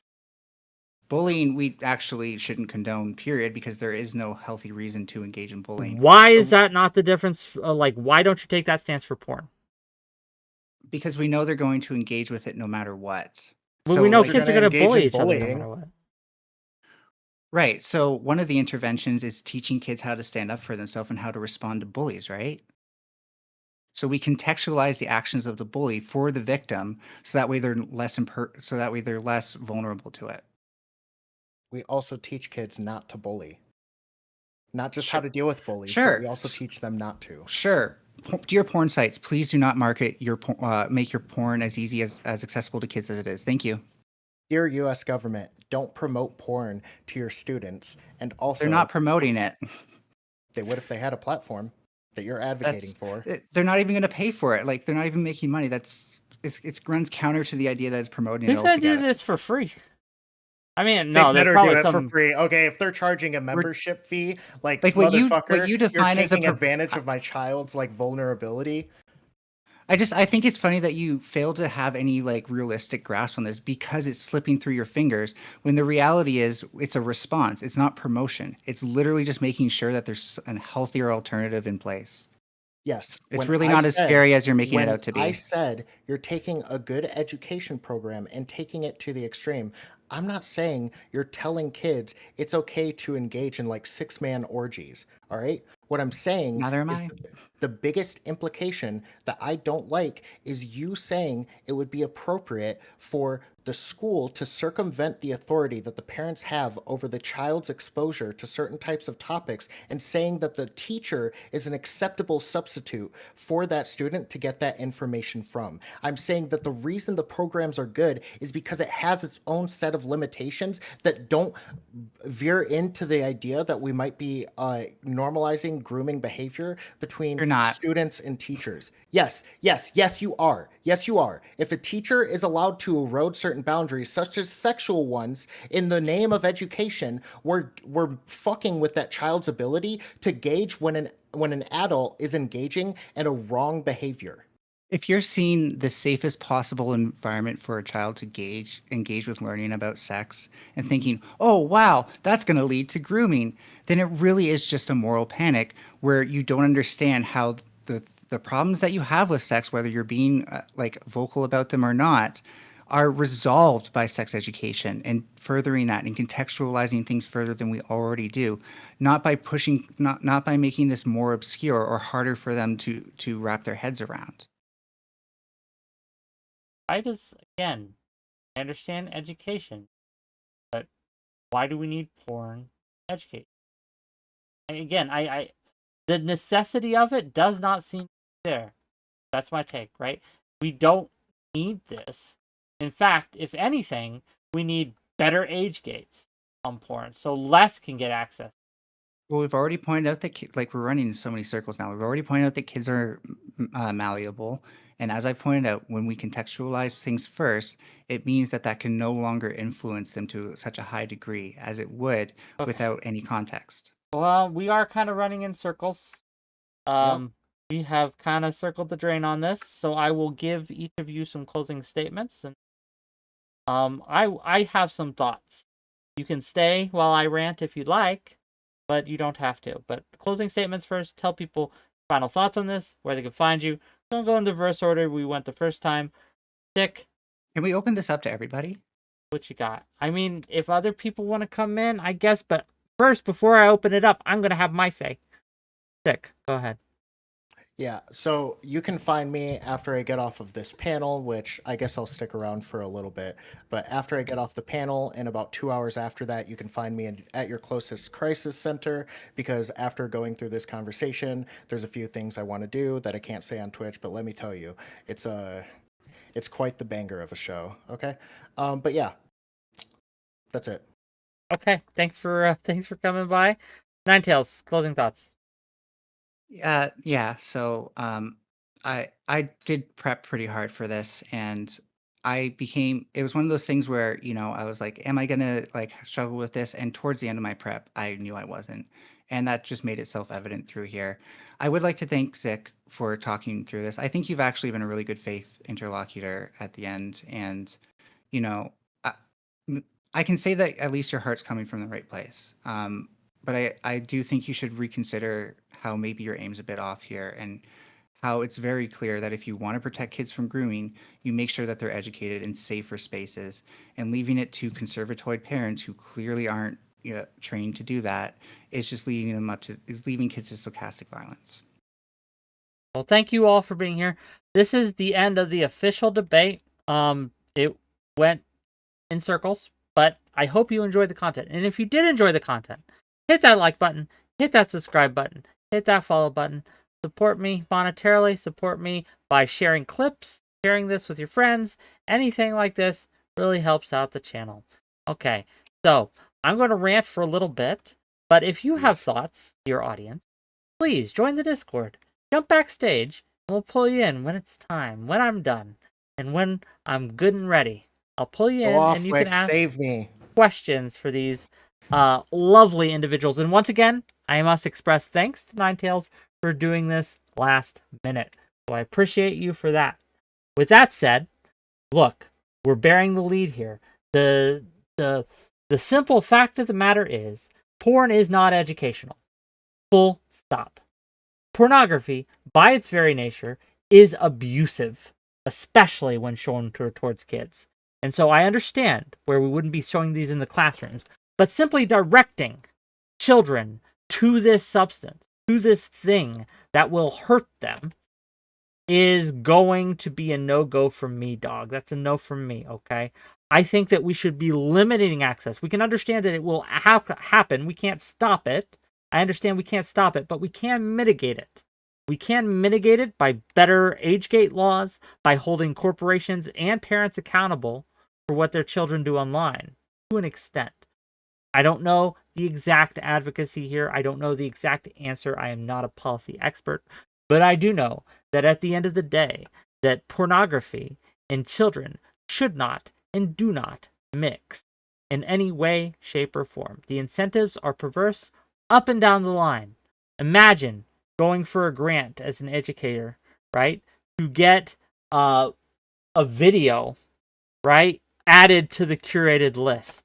Imagine content creators, pornographic content creators competing for a spot in the curated list.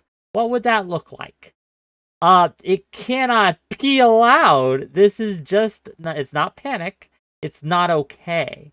I think that, once again, we have to do something, because what we are doing right now, you're right, it's not working. We have more and more people who are getting addicted to sex. We have more and more children who are going at earlier ages access to harder core pornography of all types. We want to mitigate that, and we want to stop it. At the end of the day, I do not think that by giving curated access to special youth porn is the answer, and that's why. Okay, gang, that's my rant. That's my thoughts. Oh, I do want to say I did have a closing statement and I lost the paper, but clearly Wick took my paper. That was a really nice speech you gave there, though. I'm good at speeches. I'm an orator at heart. Let me look backstage, see if we got any Saxiums. I like talking to Saxiums. Staxiums. I don't know if he's actually here. He's been in there for a while. He was out and he rejoined because I looked at backstage and there was no one there. Okay. I'm in too many Discords. I think he's there. Too many Discords. I do want to have first dibs on a response if that's okay, but then I'll leave room for everyone else. I mean, if the way I see it is, it's probably going to be a bunch of people addressing you anyways, and if that's the case, I'm just going to dip soon anyways. So yeah, Wick, just real quick. How do you know it's abusive? Like, what is the definition? What is my definition of abuse? So I'm not a scientist, okay? I can't give you stats and data, but I can give personal anecdotes, and I can also give my intuitive approach here. That by viewing pornography, it warps the mind. Staxiums, I think. Okay, sorry. Okay, no, that's fine. But so what it does is we know media influences us. It influences our behavior. I argue that pornography as it exists today, and in any shape or form where you see adults, where a child sees adults engaging this behavior, one, it normalizes that behavior to them. So rather than encouraging them not to have sex with adults, it merely shows that this is a normal thing for people to do, is to have sex with adults. We do not want that to happen. Obviously, we can't have porn of kids. That would be gross on so many levels. So again, I think it's abusive to show or even direct a child to porn in any context is abuse. Okay. I just think it's interesting that you said it has no educational value, but you're also pointing out how it influences them. Mm-hmm. And all I'm saying is that I just want the influence to be in a positive, healthier direction.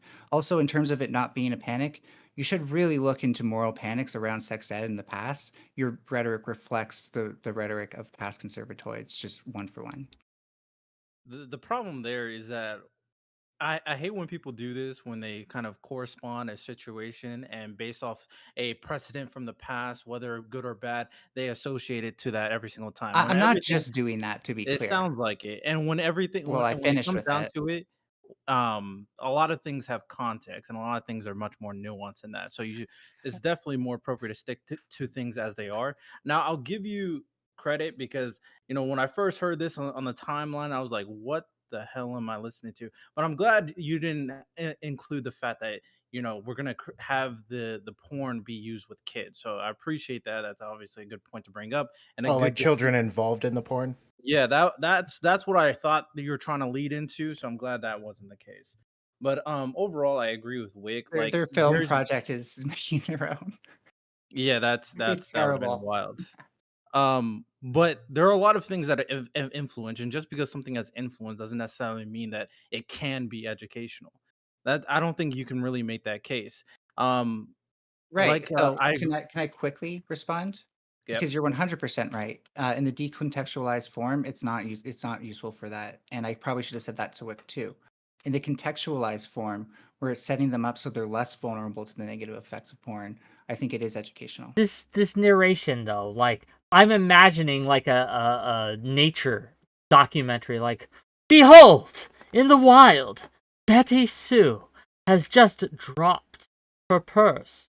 Oh, Ted is coming up behind her, but instead of simply pouncing on her now, notice how he helps her and then asks politely if he could stick it in. Like again, maybe it's just a failure of my imagination, right? And just It the sort of disgust is, factor yeah. around it, but I do It not definitely is. see that being anything but a joke to children. But it's not even to your imagination because It there's is. so many instances we can bring up that no matter what is going on the screen, that no matter what context you bring out, that will have a negative influence to the individual that is Absolutely. looking at the material. How? Porn We know Be influences you specific. negatively especially Okay, Be when you're a child. specific. Be specific Honestly, how. I'll be I might specific. I might be pro educating adults with pornography if I can get Wick narrating Sonic the Hedgehog mounting tails, okay? Look, for enough money, anything's possible. Okay, but I don't think you know if guys you would have have enough that stopped money. at like me saying it is your imagination because I'm currently looking for one of the papers that got into details. I'm obviously not super confident with going into the details that these researchers prescribe, and it may not be the right thing in the end because we're going to need to like also pay attention to what happens as a result I and just change our approach dependingly. I However, how okay. I'm going to say this, that we finish need up, to then I have a response. define that where the negative effects of porn come from. And they're clearly having to do with the impressions that they give kids. Just being horny isn't enough. And the other side of it is not responding to sex addiction, which if kids don't feel like they can approach people who they feel safe around in their life, who may not be their parents, majority of kids are targeted by people they know, then they're not going to seek counseling for sex addiction and stuff like that. And when they don't do that at an early age, that does lead to long-term So impacts. one of the problems that kids have is lack of discipline, and maybe discipline is not the right word, but withholding when they feel something, right? So when they feel hungry, not eating, or when they feel tired, being able to stay up a little further, right? I think that's a good skill for children to develop. What porn does, and by even curated porn, even contextualized porn, any kind of porn, its purpose is for pleasure, is to indulge within it. So instead of teaching children when they do feel horny, which is perfectly natural, that you can't always act on your horniness. You can't always act on your horny levels. You sometimes have to Sure. suppress that shit. And that's just how we Like in the deal with classroom. society. Like in the And just classroom. let me finish. In most, as a kid, in most settings, right? I can't think of any setting where it would be appropriate to say a kid to co-sign a kid Bedroom. indulge. No, a kid should not be If it's indulging in. curated, so here's the thing: is like you're lumping curated porn and the other porn into the same thing, and the curated porn, we can have a discussion over whether or not it needs to be for the Impulse purpose control. Thank you, Miss Miller. of turning Impulse them control. on. Well, I'm going to get into that too. Don't worry. We can get into whether or not it needs to get into turning them on so that way they'll actually look at it, or if we're going to dumb it down so much that like it's just educational in tone. That's a totally different thing. What what I'm talking about is a thing where it may be curated to arouse them, but it's not curated to form addiction. And we are going to, of course, be listening to experts say, look, there's a bit too much of this in here, or a bit too much in this in here, and that needs to be either contextualized or removed. It's not Again, I would argue. it's not like the reason I'm not giving just let me prescriptions finish. is because we need more data. Again, I just, by its very nature, porn lessens impulse control, and I think that's not something we want to encourage in kids. I don't Yeah, think I you, think I don't that's think you can understand this nature enough though, because while sure, impulse control can be lessened by something, especially something decontextualized, being educated on something is how you start using your forebrain for impulse control. You can educate someone on it without using the thing to educate. Like, I was educated at a very young age. Hey, smoking is going to be bad for your health. I was educated on that. I did not need to indulge in cigarettes in order to learn that. I did not need to put my hand on the stove to learn that fire is hot. I was told it. It was demonstrated to me through other means. I was educated on it without using the tool. Again, Right. I would Like we don't say want to use that the using Hank the Hill tool of method. porn to educate children is wrong. What we need to do is educate them in other ways without using this tool that lessens their impulse control and, again, establishes addiction. And even if you curate that and make it the most perfect, educated porn you can, it's still, at the end of the day, going to be pornography, and it's still, at the end of the day, going to have these harms associated with it, which is just simply unnecessary for what we want to accomplish. So, and I co-sign everything with that Wick was saying, because the tobacco thing is the perfect argument, because nowadays people are not smoking cigarettes, they just know, hey, you smoke a cigarette, you're a scumbag. Like, that is the culture now, and that's just being told that cigarettes are just bad. So that definitely can be the case. I want to figure out what exactly is the I just line want to do. Can I quickly respond to why it isn't, in case you're of curious? what, which A good what. example. Okay, go for it. Because the desire to smoke cigarette is something that's initiated by the consumption of nicotine, so we're definitely not going to do that. However, children are born with the desire to fuck at the age of puberty. Just saying. Yeah, but we should discourage them from doing so. Right. It's not a one-to-one example, but the point of the example is Discouragement to just doesn't indicate work that though. education can work without using the product itself to as the example of the deterrent. My But one problem thing. is that you're coming to this conclusion without there being reasonable data. And you really have no way of knowing if like anything less is going to be enough. If you truly wanted to deal with it, you'd be more open to contextualizing porn, considering that researchers understand that it's the decontextualized porn, the porn with no context that's harming kids' perceptions of things. My problem with that point is I hate when also people just bring in the aspect of research and data. And of course, data and research is important, but not everything that is research and that data is being brought up about is relevant and important. I It's would be better than a as social an panic.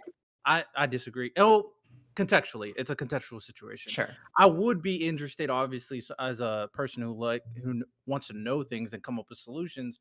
I, for one, would look at the data and then figure out my own personal thoughts about that. But to kind of, in terms of the point here, there's a lot of barriers that we can break down to see how even like morally available this would be in society. Because first things first, back when I said there's scenarios that we can point out that we can definitely indicate that no matter what context is given, if you view that content, that is always going to be a negative influence on the consumer. I just want to make sure, or I want to ask, do you think that content exists? Do you think there is content out there that if someone watches, regardless of context, it will be a negative influence? 100%. Okay, so we know that there is content out there that would be negative influence regardless of content. So when it comes down to porn, and we know the aspects of porn that Wick brought up, it's very bad for impulse control. There's different types of porn. I think you mentioned that stuff like hardcore is probably bad. So if we curate and like simplify porn to an extent, which as of right now, all types of porn probably won't be simplified to an extent that negative influence is not there. then at that point, what would have to happen is people are actively creating porn to show to kids. That is what is going to happen as a result.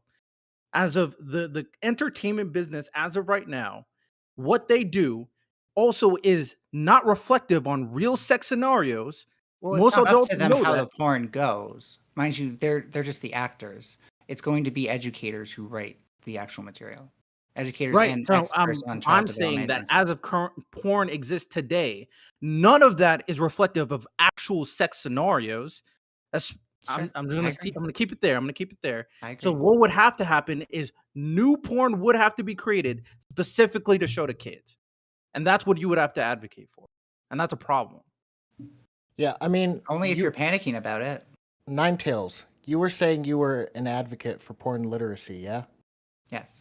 Yeah, okay. So I'm reading this thing by it's called The Role of Porn Literacy in Comprehensive Sex Education to Reduce Endorsements of Gendered Sexual Violence and Support Healthy Adolescent Development. It says, however, an instructor legally cannot and ethically should not show students under the age of 18 sexually explicit media. And it also says I'm porn not asking them. literacy. They're not showing it Hold to on. them. Yeah, hold on. If you are co-signing Circles. what- Fucking circles. Yes. I'm just saying, I'm addressing your porn literacy take, which is that when they're talking about porn literacy, it says here, porn literacy has become more nuanced with some programs emphasizing sexual agency and expression in people, even in adolescent populations, and how porn literacy can be used to allow people to engage in sexualized media in a safer way, knowing that porn is unrealistic and potentially contributes to certain ideas that people may or may not agree with, referring to things like sexual violence and fetishization of people. So even in porn literacy, there's an acknowledgement of the unrealistic expectations that porn You sets on have to people. acknowledge And it to that's make why, people literate. wait, that's why you educate them on the porn, but the reason you're not encouraging it as an instructor isn't just because they're under 18. Like, if you're co-signing I and never curating said what, to encourage it. I just said not to make them feel If- shamed about if it. you are co-signing You're different you're types just of you're using that too broadly, okay? Because like I said, then my creating a sex ed teacher, platform with then my sex ed pornography teacher is co-signing that pornography. because you're the generalization that you're willing to use. Either this word doesn't mean as isn't as bad as you think it is, or you're using it too broadly. Because the example I used for my sex ed teacher who talked about going down on or not didn't talk about when he did it, but talked about how great it is, was co-signing it. I felt like he co-signed that. So you either have to apply this consistently or just admit that you're only using it as a buzzword. What, the porn literacy thing? No. Or the co-signing? Co-signing. No, okay, you might not like addressing clarifying questions, but this is crazy. But it's not clear when your definition doesn't hold up to other examples. Every once in a while, you might actually have to clarify a position for somebody else. Right. So clarify your position. Does that apply to my sex ed teacher co-signing oral sex to me or not? Yeah, it applies to you. Yes, I'm Okay. saying your teacher shouldn't be encouraging that behavior, but they should be educating you on that's proper what he did. practices within it. That's educating you about how to properly engage with oral sex is not a cosign These of the things behavior. sometimes For aren't you to go and mutually- engage in it these- after class. These things sometimes aren't mutually exclusive, and your need to separate the two is the moral panic I'm referring to. No, you should separate the two. It is important. As best as you can, sure. But there's a degree to which you can't, to where a We child's brain is just educate going children. where We let me finish. educate children about the Holocaust. We're not saying because we educate you about the Holocaust, we're co-signing you Exactly. to go kill a bunch of Jews. It is important to separate. But can you stop a child from thinking, now I'm going to kill a bunch of Jews? No, you can't. That's a No, you just stochastic advocate against that's it. a stochastic. But yet you seem to think that telling kids that there's an alternative where they can view things that's more healthy won't, because that has a We can't stop stochastic you from result as killing- well. We can't No, stop let you me from finish. killing Wait, shut the Jews, fuck Quinn. up. Shut the fuck up. There's this other Shut the group. fuck. No, I'm not done. I'm not done. You're relying on stochastic results to make your argument that you don't actually that if you try to apply it to the Holocaust, then yeah, you should be consistent there, because a teacher could, in theory, co-sign that into a brain of a child who misinterprets what they're reading. What we do is we curate the literature to minimize that. We don't say, oh, well, there's an overlap here because definitionally speaking, when you do sex ed, it's nearly impossible not to co-sign something. We say, how do we minimize that? And that's what I'm saying too. Yeah. Okay. The only reason I was bringing up the porn literacy thing is because my advocacy is porn literacy, but also using that education as a way to disengage from porn itself. But if you're advocating for the idea of like just educating children on like a healthy engagement with porn, you're educating them. You're not sitting there co-signing what they should watch. You're saying these are things to look out for. These are practices that are common in porn. You shouldn't treat these as like genuine interactions that happen between two individuals. And again, you're not showing children porn. You're not creating a platform for it. Well, You're that's not telling them what to I'm choose. saying No, that it's also what I'm saying is that's the exact opposite. What creating a platform would be the exact opposite of what advocates for porn literacy would even want, because there's an different there's an advocates. ethical issue. There's more than one advocate. Okay. So show me the public officials that are advocating for creating curated porn platforms for public teenagers. officials, at the moment, it's researchers, because this has yet to even enter the discussion of public policy. Let me explain to you why we need to do this in the form of pornography as opposed to what you're saying, because I think we actually finally got somewhere. What as you've described, pornography can be influential, particularly when you're looking at a screen. By the way, you're in something called the alpha brainwave. I'm not going to get into that if you want to look up into it. It's actually harder to use your forebrain in those scenarios. Because of that, just getting this information without contextualized pornography to go through it, in my opinion, because there is no real published data on this, is insufficient. But when we provide contextualized pornography that does all those things that you're asking to do, as well as showing it in a safe space when they're safe and alone in private, the teacher is just offering a fucking link, then we mitigate risk from them encountering that pornography in ways that are entirely decontextualized. All I'm saying is that I think statistically, because we know how pornography works, we will have to go further with it than just telling them how it works. That's you, Riddell. Go ahead. Okay. So after I got to the point with, having actors create porn for kids, which is insane to me, the idea that you said earlier that you're not encouraging them to watch it, but you're also giving them a link. How's that make sense? Like, I think this is where we get into the issue of how do you provide a safe alternative to a child without encouraging them to use it. Yeah, Right. I was going to say, No, there's a real answer to this. It's the same with condoms. You okay, no. No. Yes, There's it a is. substantive difference. First of all, Yes, because kids can perceive receiving condoms as a form of endorsement. But okay, you can forget the content. Go ahead. I have an Forget answer to the forget the content of the porn site. Do you think it is ethical for a teacher to be linking children porn sites? Just If it's full curated stop. to be safe and healthy for them, I think that's way better for them than them being exposed Not way to better. It Do you think it's ethical? Just on a Yeah, because we're doing it as a response to the crisis of them encountering porn without context on the internet. yeah, I Okay, can't. I Let- can't. let- no, It's stop, moral stop, panic. stop. It's not even ethics for you. Stop. It's just No, moral. let me explain the difference for my audience, perhaps. It is Of ethics. the difference between linking Ethics. to porn versus giving a child a condom. So a condom, once you give it to them, again, they can put it in their pocket. If they happen to use it, they happen to use it. But there's an extra step there, right? Oh, is there? There is an extra step. There isn't with having to There access is the porn. not with linking them to the porn. So the porn There just is not. flashes There is into a their degree brain. of separation that is exists. missing. So you link them to porn, and then suddenly they've seen all the porn on the site. There's no action that they have Again, to take on even their if own. it's just one porn, like one video, even 2 minutes of a video, which, let's be real, that's probably all they're going to watch, okay, is 2 minutes of the video, and then they're done.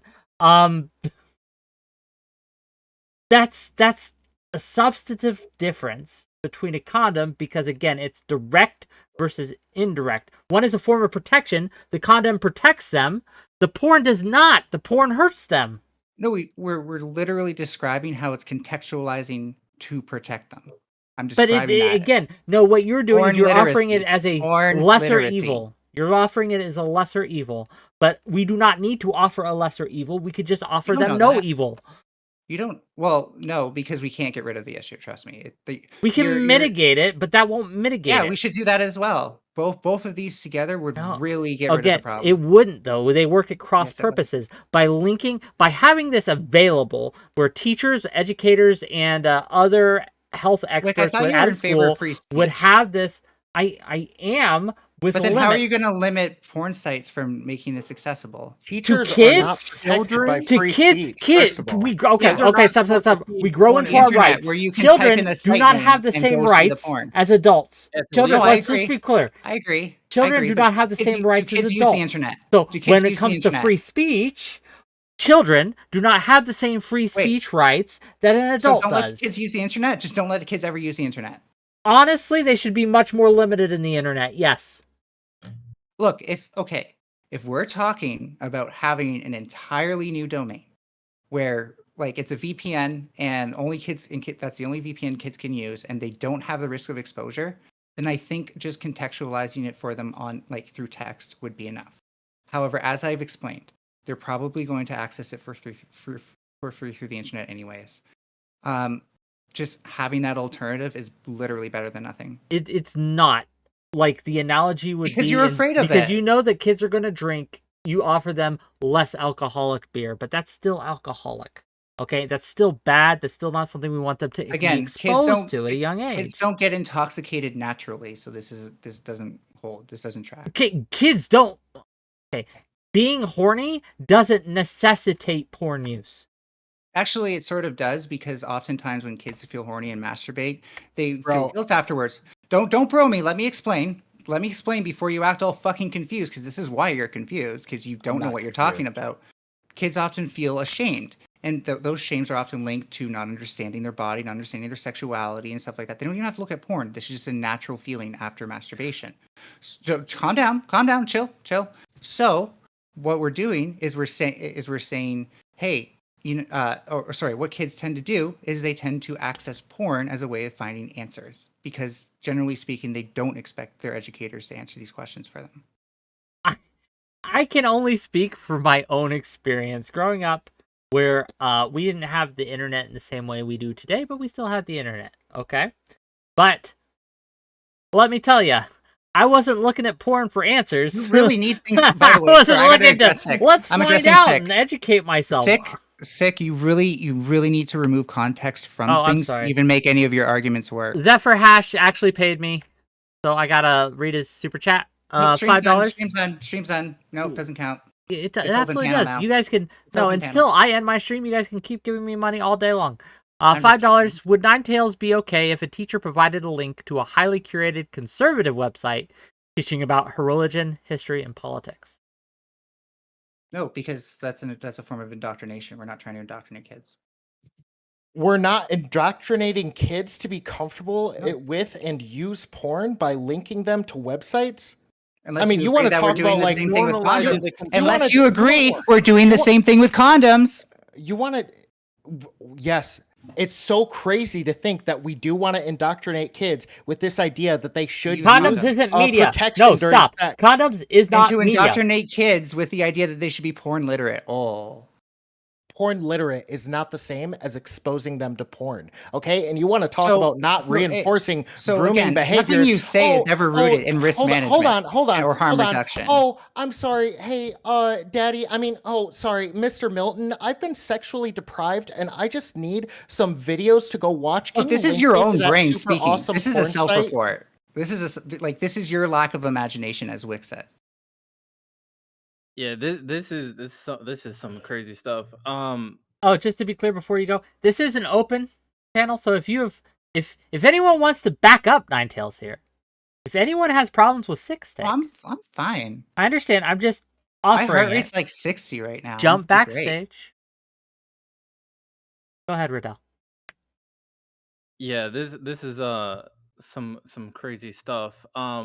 And just so we're on the same page, because I want to make sure What's crazy? a lot of it's crazy, bro. So do you want to make porn legal for teenagers? I No, want to make sure we're no, covering all the bases. certainly not the porn as we know it right now. The accessing that curated porn would be legal.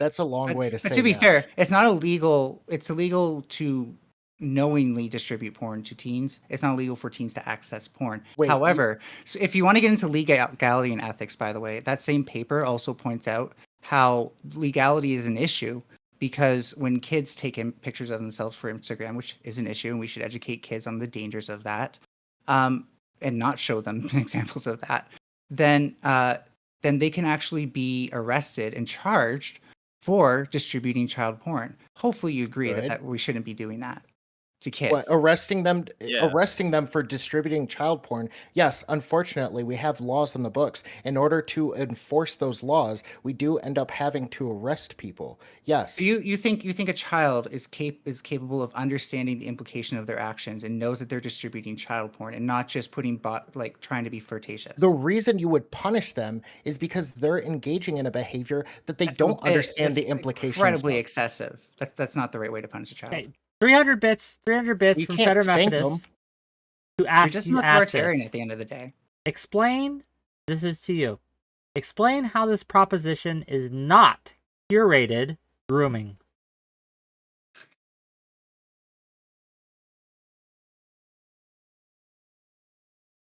This That's the process. Oh, I question.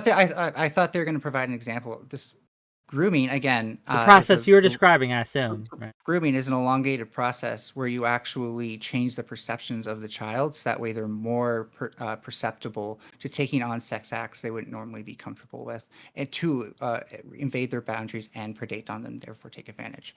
The problem, what's not happening here is that teachers are not able to take advantage of this scenario. They're going to be regulated. They're going to be held accountable for their actions.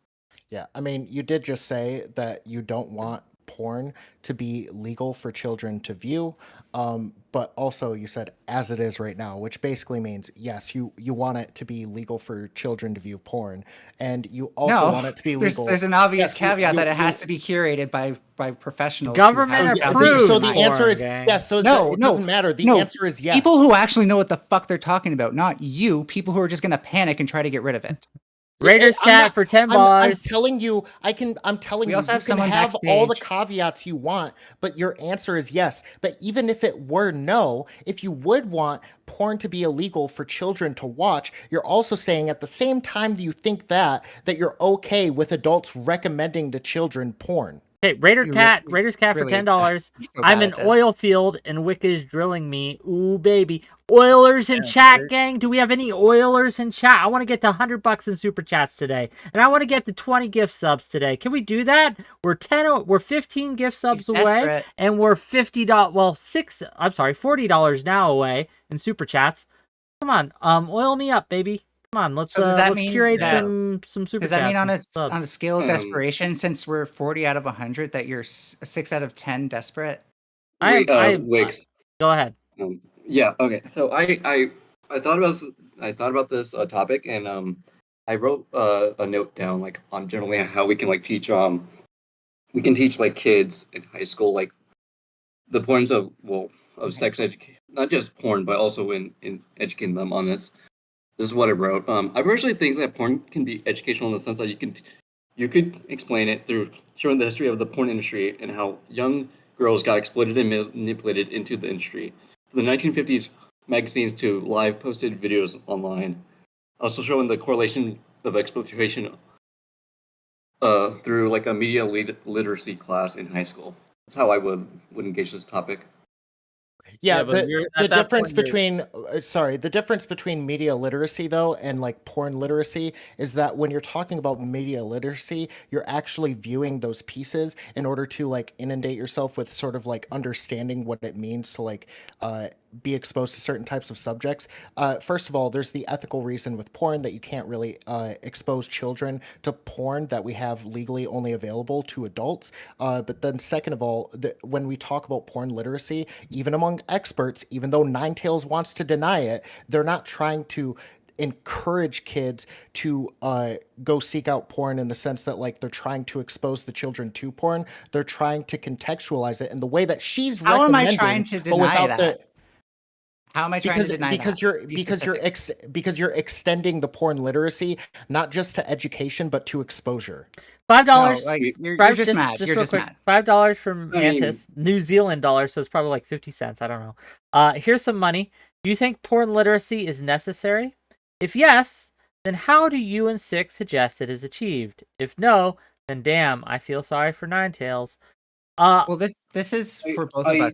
We have new people here, by the way, so I Sure. want to give Yeah. them a chance to talk to. I know you want to, but it's my goddamn show. Let me Welcome. answer the question that they paid their goddamn money for, and then I promise you, I'll get to Millie. I'll get to. I'm sorry, what's your name? Friend.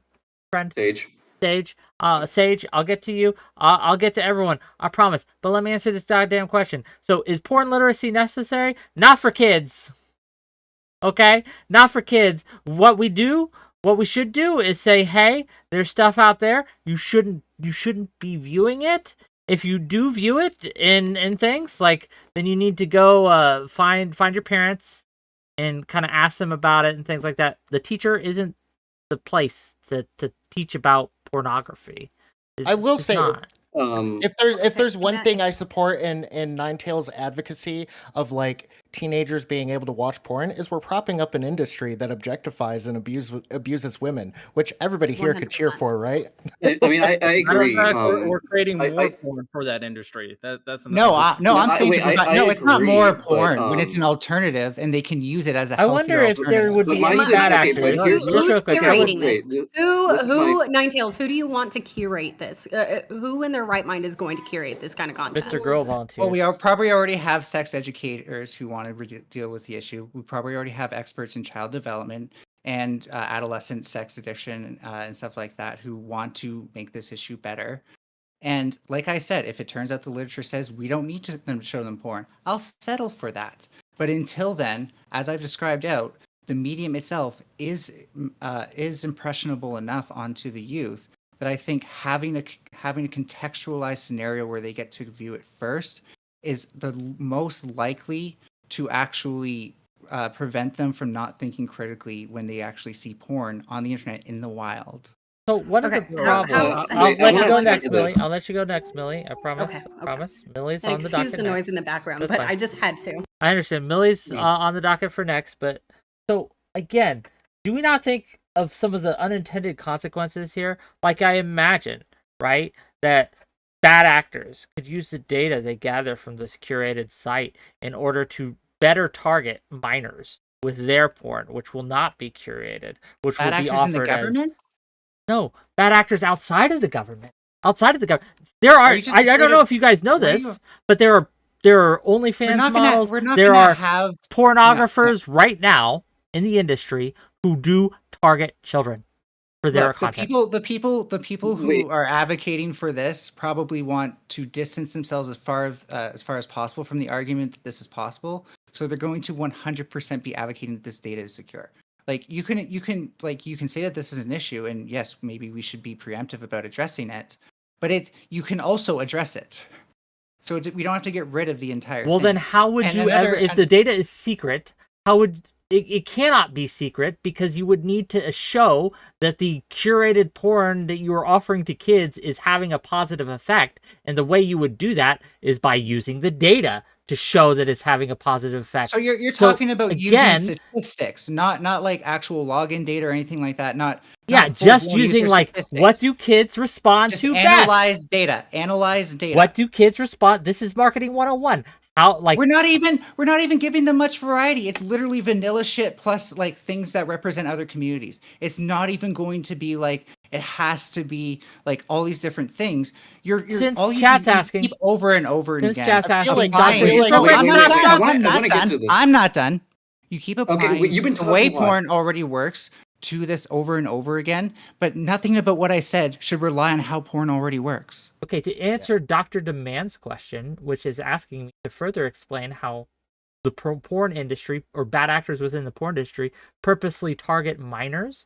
Well, look at these TikTok I'm trends. not disagreeing with that part. Okay, but I'm explaining to Well, my he's chat who asked me a asking. goddamn question. Please let me Yeah. answer my goddamn chat because they give me money and they love me and I love them and it's very parasocial. Okay, so what happens Get 'em is all. you'll have a TikTok, Instagram model, bad actors who will do lewds, not nudes, things, whatever they can get away with, and then they'll have links to their sites that are not regulated as well, and it's like a pipeline, if you will. And so these bad actors will purposely market their shit towards minors, right? Saying, oh, look at me, ha ha ha, and kind of groom them into coming onto their harder core stuff. It's an industry. It makes a lot of money because the pornographers do not care where the money comes from. If the kid stole the credit card or what, right? Or they're using their mommy and daddy's allowance, they do not care, right? This is almost a problem. impossible to make I it think. otherwise. Can we not understand how this is a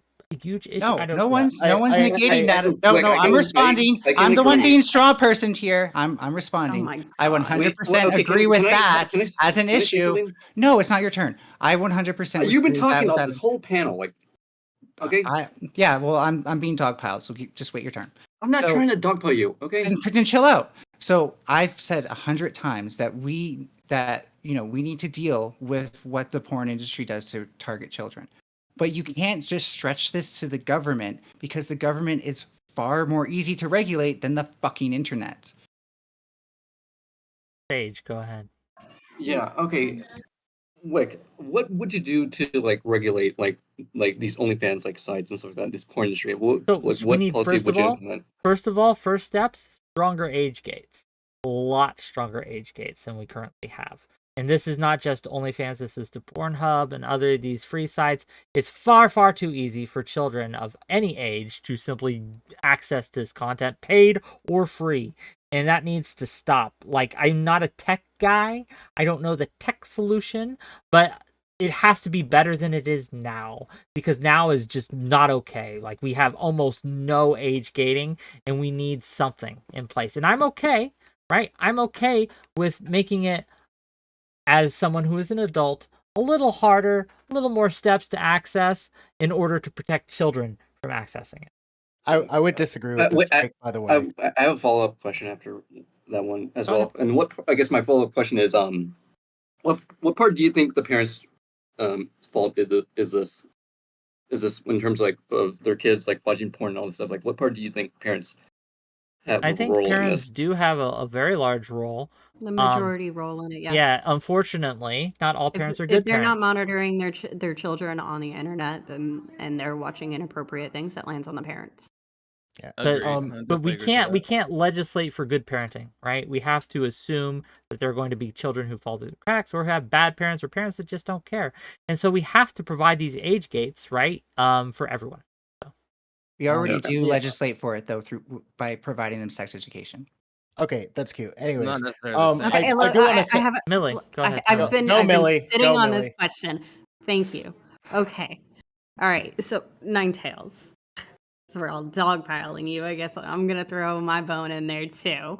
But anyways, I'm doing it. So with the understanding that when kids watch, let's say anything on YouTube, right? Like they watch a 5-minute craft video and they want to reenact the same fucking thing, right? What makes you think that if they're watching porn curated, we're going to put this in quotation marks because we don't know who's curating it, we don't know how it's going to get curated or what the content's going to be at all, right?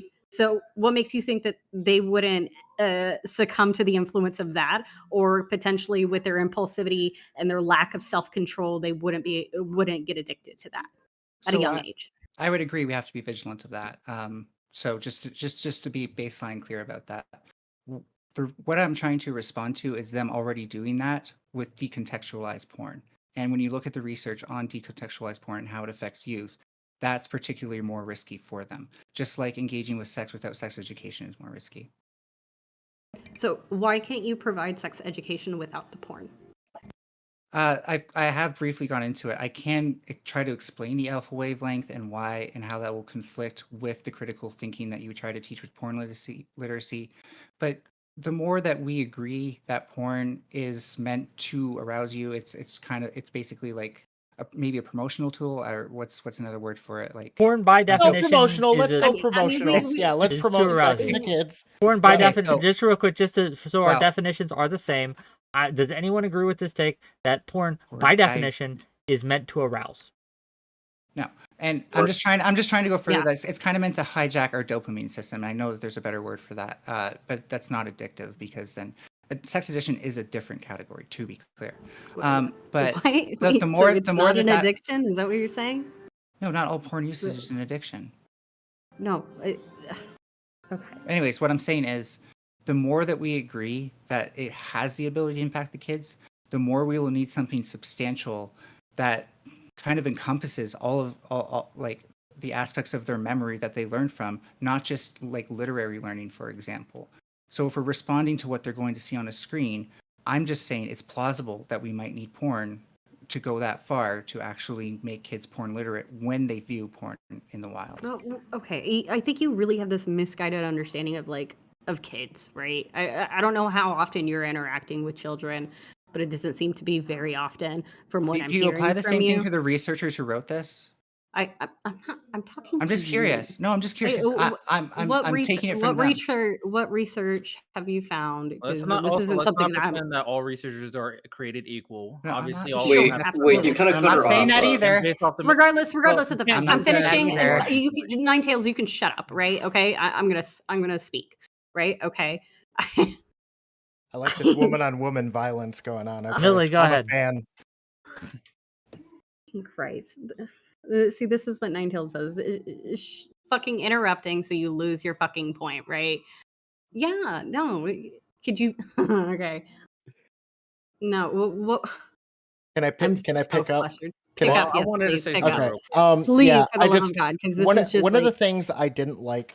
First of all, I don't like every time Ninetails expands on what the website is or what it would do or the stipulations of how it would operate, and I also don't like Wick's take Well, I don't of know. overly Nobody gatekeeping knows. Thank you. websites. Okay, because there's two chat, things help that's me pick happening. it back up. Oh my There's God, two yeah. there's Okay. two things happening here. Okay, if you create a site like Ninetails is, it's an inadequate porn site.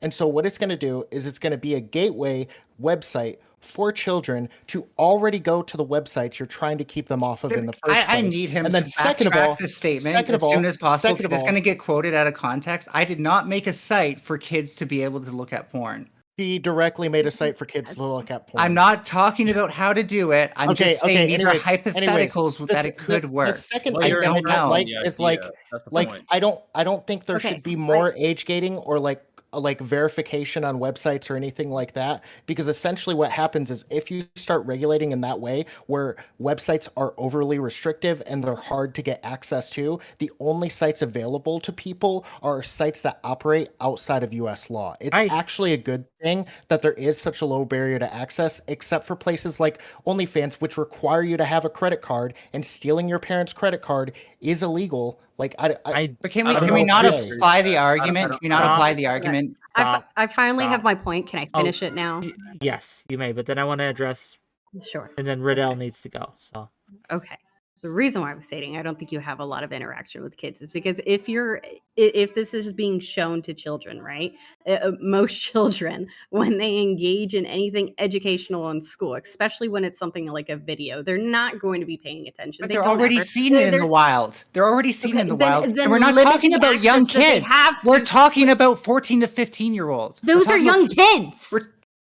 We're talking about people who are already in puberty, already Those are having the young kids. drives. What do you They already mean? have What do libido. you They're already mean? wanting to do That's that. already young. Just That's because you still don't show young. them That's- porn, just because you don't show them porn doesn't mean they're not going to try to do it. Okay, limit their access to it. Right. Right. We've already been Right. talking about it, and limiting the And it- access. What you're and, saying, and right? what you're to saying doesn't also actually work in means- practice. also It's been means- tried. All right, I'm gonna It's fucking all finish been this. done. Shut the fuck up. Oh my god. Okay. Anyways, so yeah, sorry, hun. Anyways, I'm Ruining gonna try and marriages. do Go this ahead. without. I'm trying to do this without fucking cursing. Anyways, So if you limit the access to children and you provide the education without providing the porn, right? Which like limiting the access already says like we don't need to show it to them. And I don't trust anybody else to be able to curate what my Okay, children your should be paranoia watching. is your own. I'm talking about having them go to the safest space Hey, possible. quit railroading, dude. Just let her You- finish the point. Can you fucking shut up for It's just once? funny because I I've addressed don't- all of this already. Don't fucking care. Of course you I don't. don't- Because that's the don't- only way you can have arguments is like pretending like I haven't already said Okay, this. okay. You've said like the same 4 points the entire panel. Okay, people Yeah. can get their Wow. points out. Is that all you even can if count don't- up to? No, I can actually count up to 5. You're just Okay, never going to sorry. have that My many bad. opinions. Touche. Okay. We don't know who's going to be curating this. You keep saying researchers or the sex ed people and like, ooh, You think you do they literally even it's just think going to they be want to do this? random? You think it's And just going then to be random? children won't even pay attention to this stuff. There's sex ed currently going on where they freaking show kids all sorts of other videos when it's like giving birth or anything else, and they're not fucking paying attention. They don't You give don't a think damn. they're going to pay attention yet? We know that 66% of kids already see And porn. then if you are showing them this and they are paying attention, if this is something that they're interested in, then who's to say that they're not going to be getting addicted to this or that it's not going to cause the same issues that adults have now where, hey, they're getting aroused by last this point? and it's not providing enough anymore. They're not getting the dopamine hits off of it anymore. And then they step up to the next level and then they go searching for the other stuff outside of the curated things. Okay, we Okay, need to so we I before need to we, address da, addiction. da, da, da, da. We I need need to to go to address Riddell, addiction. and then you can respond to both of them. I promise. Riddell, go ahead. Okay. So from a lot of the things that was said, we talked about how we should legalize curated porn for teens. We talked about how, as of right now, porn as is always going to be a negative influence. So then we would have to create a porn industry specifically tailored for educational content for kids. So then you'd have to incentivize people to create porn for kids, which is another part. We talked about how teachers are going to be giving links to kids, which is a factor of encouraging kids to watch porn. So is giving them And- condoms. No, To it's not have the same sex. thing. No, it's not the same thing. Well, then your logic is inconsistent. Nope, you're trying to conflate two things that are not similar anyway. But Oh, nice you guys try. have been doing that all night. Like, whatever. Okay, wait. Anyway, so with that said, all those things that you have included. Now, you never really went into depth on how the curation would work when a kid watches the content. What's the answer I give? What's the answer I give? I'm not done. I've said it 4 I'm not times. done. I'm not done. So Because none of you just didn't- nope, listen. None of you just nope, listen. You didn't give It's an not that I answer. didn't give the answer. It's that you didn't listen. No, you scapegoated from the answer because if you Okay. actually went down the logical route of talking through the sexual acts that you're going to say to kids, you would realize how ridiculous it is. That's We why you're already say scapegoating- sexual acts to Nope, kids That's in why you're sex ed. scapegoating it to an hypothetical scenario of people you don't know that you're assuming that is educated enough to do said actions in the first place. And you never really talked about how this industry Yes, that I you're did. creating, these curators that's going to volunteer to do this, how that's going to be monetized. Because it's not like people are going to want to do this for free. Or monitored. Obviously, the industry is going to be monetized. So now you're going to have a bunch of people monetizing. No, it's not obvious. You think people are going to do this I voluntarily? love how everybody here is psychic and is expert on what affects children, yet I'm pointing to people who have researched this and have said that the biggest problem we need to address right now is the lack of porn literacy in children. I'm saying, look, Wait, do you this have the seems research most to back reasonable. that up? Yes, I'm kind of curious on that. I can kinda wanna see the dump research. you. I'll dump it all with you right now. So Yeah, I'll be curious to see that as well. But the research you're saying that these researchers are advocating for are saying that current porn usage in terms of porn literacy Where do I post is it? bad. So our version of porn literacy Post it on will be YouTube. good. Is that what you're saying? Our version of porn literacy will be good? Is that what you're trying to say? I mean, you can DM it to me. Well, the purpose is to mitigate risk and reduce No, harm. I'm saying is the researchers saying our version of porn literacy is going to be good for kids. Okay. Is that what you're saying? Let's just read like the actual literature. On Yeah, this where do I topic post it? Because itself. I don't have full access. Well, while you're already looking read for it. where to post it, You already while you're read looking it. for where to post it, You're not I gonna gang, have nowhere to post it. Gang, Where- well, you can put it in his DMs directly, or you can put it in the research Yeah. tab. DM everybody at once. Okay, fine. Fair Yeah. enough. But gang, if you want this to keep going for whatever reason, you have to give me money. Okay? So if we don't get another 5 to 10 subs or maybe $50 in super chats in the next 10 minutes, I'm just going to go and do other things. So if you like this content, you gotta give me money. I'm holding you hostage, okay? So, yeah, that's where we're at. Continue. Hey, fun this guy. So, what's their conclusion? Is their conclusion is that our version of porn literacy is good for kids? What do you mean by our? I mean, The version they create, The people who wrote it, the people who study this and try to be as informed as possible. right? So, are you No, saying, they're most of their conclusion is that we need more data, but their conclusion is also that we need a response because kids are not porn literate enough so when they don't view even it. say it's everything. not you're even You didn't even let me Okay. finish. You didn't. They're not porn lit. You're right, because I'm being forced to make prescriptions I'm not even trying to make. What the data says is that kids are not porn literate enough when they access porn, and this increases their chance of risky behavior when they do try to access it. So Yeah, you're let it making be a heard. false 1 second. Let it be conclusion. heard that It's not the way you Ninetails. think it Let is. it be heard that Ninetails gets frustrated when other people interrupt her. But Jesus Christ, she will railroad every single question Because on I'm this trying to fucking answer a channel. particular person's Shut the I'm just fuck waiting on the up. research. I'm waiting on the Well, research I'm curious how you until I. went from everything that was said for the conclusions, how you got from there to curated porn content. because How people did that happen? because people like Wick and Sick desperately needed an answer, so I gave them a hypothetical, and they couldn't handle it. So you created a conclusion that nobody's concluding. I don't know if nobody's concluding on it. I came on here. Aren't. Wick asked, "Do you need something to be defended?" This is the Steelman argument for this defense. What else do you fucking want from me but to be Okay, a if fucking you're just debater debating, on then this? if you don't believe No, what I you're saying, actually that's do different. believe this because of the reasons that I've said and the research I've done. Like I said at my conclusion, I wasn't as sure about this until after I prepped because I saw the research. Okay, Ninetails, can you please send me? I am. Chill. Okay. It's slow because I have to message 2 people at once. Okay. That's you and Radell, right? Am I missing Radell, anybody? Yeah. Miss Millie, Sick, did you want research too? Okay, so I'm messaging 3 people, by the way. Yeah. I'm not being efficient about it either, so sorry about that.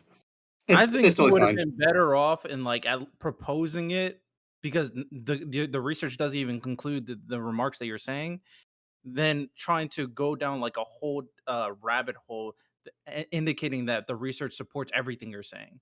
I think you I would have never been said that. I said research supports the based need on how for you were this. framing everything. Research today, supports you the made it need sound for like this. you- Research supports the need for this. You're doing it When again. people It doesn't. backed me There's no into a support for corner that. and acted like they couldn't get behind it unless they knew what it was going to look like, I'm quoting Wick right now, that forced my hand, and now you're trying to manipulate that as if it's the end-all be-all to everything I said. No, It's I'm not not. Address manipulating. something I actually said, coward.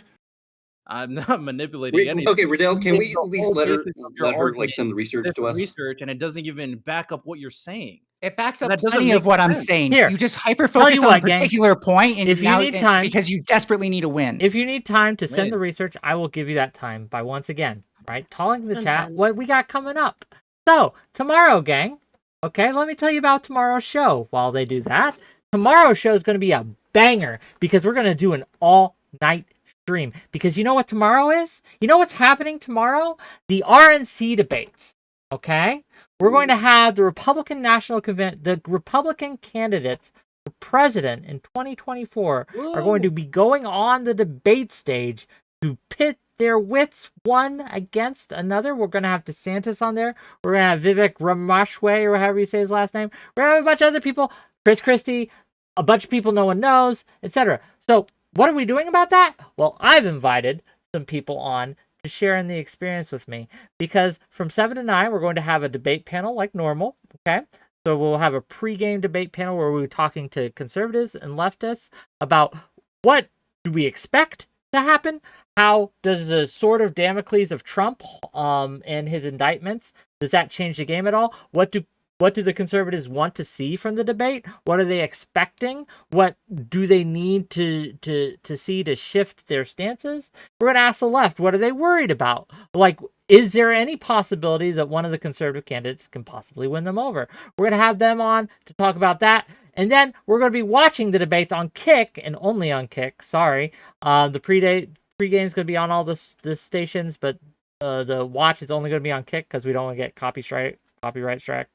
And we're going to be watching it with Rob Knorr and maybe Dylan Burns, right? We're gonna have them two, and me, Sansol, Dylan Burns, Rob Noah are gonna be watching that. And then after, we're gonna have reacts where people can jump in. Anyone who has an opinion can jump on in. We've invited some bigger names, so tune in tomorrow. Me and Sansol, the first ever Wick Sansol extravaganza, where we watch the debates on the RNC. So that's going to be a banger, gang. You're going to want to tune in for it. 7 o'clock Eastern. This channel. Be here or be square. Okay. We got them Go ahead. opinions.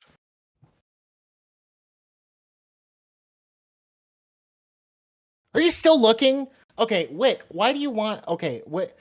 For like age gating and like restricting access to porn sites for... I think that we can do that. No, I am with you. If we make it too restrictive where no one can use it, that would be bad. But I have every faith and confidence that we can have something that is better than we have now, that is not meaning like the 18 plus restrictive. Yeah, warning, that is right? not too that is not so restrictive that no one can access it at all. Like, again, I don't need something that's 100%, right? I understand that there's never going to be a foolproof system, but we can have one that is more successful than the paper thin barrier that we have now today. OnlyFans is a good start, how they require credit cards, but I think that there can be other methods other than credit cards that could be used. Heck, people would have better answers than I in that regard. But again, I have full faith and confidence that we, as a government, as a people, as a culture, can tackle this problem. Wait, I got a question for you. Would you be in favor of ID verification? No. Why? In some forms, yes. In some forms, no. Why? Why am I in favor of that? So we can know. No, she's asking. I'm Why you're assuming. not. Yeah. Why I wouldn't be? So one of the I'm problems with that is, I don't want the government tracking the websites I go it's just to. paranoia again. Right? Like, I think it's always conservative paranoia that holds back. I love how you stuff. invoke the word conservative, and it's supposed to give you the auto win. A conservative said this before. This is so conservative. By the way, it's, a bad it's paranoid. No, I think that leftists also do not want the government tracking this is how it holds their data. No, I don't know. It doesn't necessarily mean that governments are tracking their data. This can be done securely. That's how many transactions. That's why I said in some ways I would be for it. In some ways I would be against it. I can imagine that a creation of some sort of token system where it's tied to your ID, but indirectly, that could, I've heard elucidated to me before that I cannot, I'm not a tech guy. I don't know how feasible it is, but it sounded reasonable to me, where there would be this offsite kind of thing where they would talk to each other but not be direct. So anyone trying to track your stuff would track you by the token, but the token would be verified through your ID, where you get it like you do a driver's license. You go to the DMV, you'd get the token, and you'd be good. Yeah, so to kind of contextualize this a little bit more, specifically for those websites that provide sexual content, like an OnlyFans or Pornhub. Well, if you're paying money, I don't think that's an unreasonable thing. But for free websites, I would view it much like gambling, which is that, like, okay, we just say full stop, gambling illegal if you're under the age of 18. But if we're talking about like porn, yes, we're saying if you're under the age of 18, it's illegal for you to consume it, and it's illegal for the platform to advertise it to teenagers. But the problem that I have is like porn gets into certain industries that like gambling doesn't even begin to touch, and one of those is child sexual exploitation. And to me, the problem is that, like, when we're talking about sites that have the paper thin barrier, which is the enter 18 plus, I click that and then I'm in. If we start regulating things and requiring more than that, we know teenagers are visiting the sites. We're not encouraging it, we're dissuading it generally. But if we start all of those sites that have that paper thin barrier are regulated by US law. As soon as we increase the barriers, children are going to find a way to different websites, and they're going to start being websites that aren't regulated by US law, and all of a sudden they have access to certain types of videos and content that is actually just going to be inherently harmful because they're unregulated, they're servers based out of outside of the country, and it's going to prop up industries that necessarily like harm individuals in the way because of the Are you because of the talking about content. like Wait, porn? Sec, you're somewhat a little bit wrong when it comes to gambling because we have like gotcha games that are somewhat gambling like, and I think Yeah. another good example would be what do you call it in video games? Loot boxes in general. Say- I'm not saying that those aren't gambling, and I'm not saying that that's not sanctioned by the state. What I'm saying though is like there's the barrier of entry, which is money and a credit card. When it comes to like going to an outside of US site that is free for porn and whatnot, I don't have to pay money to contribute to an industry that takes advantage of child sexual exploitation. But Can I like, respond real quick because I didn't get to respond on addiction earlier? So when dealing with sex addiction, these are often like I addressed in my intro, or maybe partway through the debate. There are ways to both identify when kids are maybe over obsessed with sex, when they're addicted to sex, and of course to deal with it. I think if like in the case of a sex addicted child or any child who shows that they're a little too addicted to sex, delaying this program until they can show a little bit more maturity might make more sense. The program that I'm advocating for, carefully, I'm cautiously advocating for it to be clear, in lieu of evidence. So kids are generally, wrong list. Let me just find the other one real quick. So what we look for is withdrawing away from the world to seek sex, seeing everything through the lens of sex, only caring about feeling sexual pleasure, trying to meet their emotional needs through sexual fantasy or behavior, and using masturbation to self-soothe. Now, when kids come to talk to an adult, there are certain red flags that you can listen for that are like negative consequences that we want to deal with through these prescriptions. Feeling abnormal or sick, feeling degraded, guilt or shamed, feeling regret, discomfort or depression, feeling numb, hollow or empty, feeling desperate about long-term relationship viabilities. I'm not going to deny that when these issues present themselves, they need to be dealt with. But porn isn't like this super addictive thing, even though porn sites are trying to find their most addictive customers. To be fair, though, I guess my question to this is how addictive is porn compared to say gambling? I got an answer. Sorry, my bad. So we only know adults, right? Because it's really hard to find true. There's not a lot of data for this. I don't know about gambling for kids, but definitely for kids looking at porn. 3 to 6% of adults are addicted to porn or have experienced what is known as sexual compulsivity. My argument is that while I could see it being as high as 15 for youth, because even the researchers acknowledge that youth are more impressionable and likely to become addicted to something, addiction is both a biological and neurological thing. And the range of people who are most likely to get addicted is still within the extreme end of the distribution. So again, I think that this is something that if it's decontextualized, it's definitely more addictive. And that's all I'm trying to fight. Okay, what I'm trying to fight is poverty. $5 from Rude Mud Crab. Every porn site requires an email login. Email account requires government ID. Sites can curate according to the age of access. Perhaps.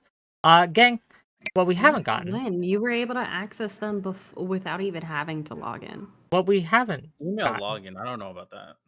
is enough money for me to put up with this topic for any longer. Gang, I'll see you tomorrow. Absolutely, we're gonna raid out. Okay. Let's see who's streaming. Where are we going, gang? Where do you guys want to go? You want to go to Rob North? Millie, I wanna will go to Rob North? particularly stay for Yeah. your response because I know you've been waiting, and I was curious what you had to say after looking at some of that media that I sent. No, I'm done talking to you about Yeah, this. if anybody wants to talk after this panel, I'm not available, but if you want to call the suicide hotline, you can just dial 988. Yeah. Okay. Be nice to our conservative brother. But do tell him it is a hate raid because, you know, he's kind of dumb. So anyway, I'll see you guys later. Damn. Bye. Wait, Ninetails, I want to talk to you about this Sure. as well. Sure. Just okay. So long as the mods don't kick me.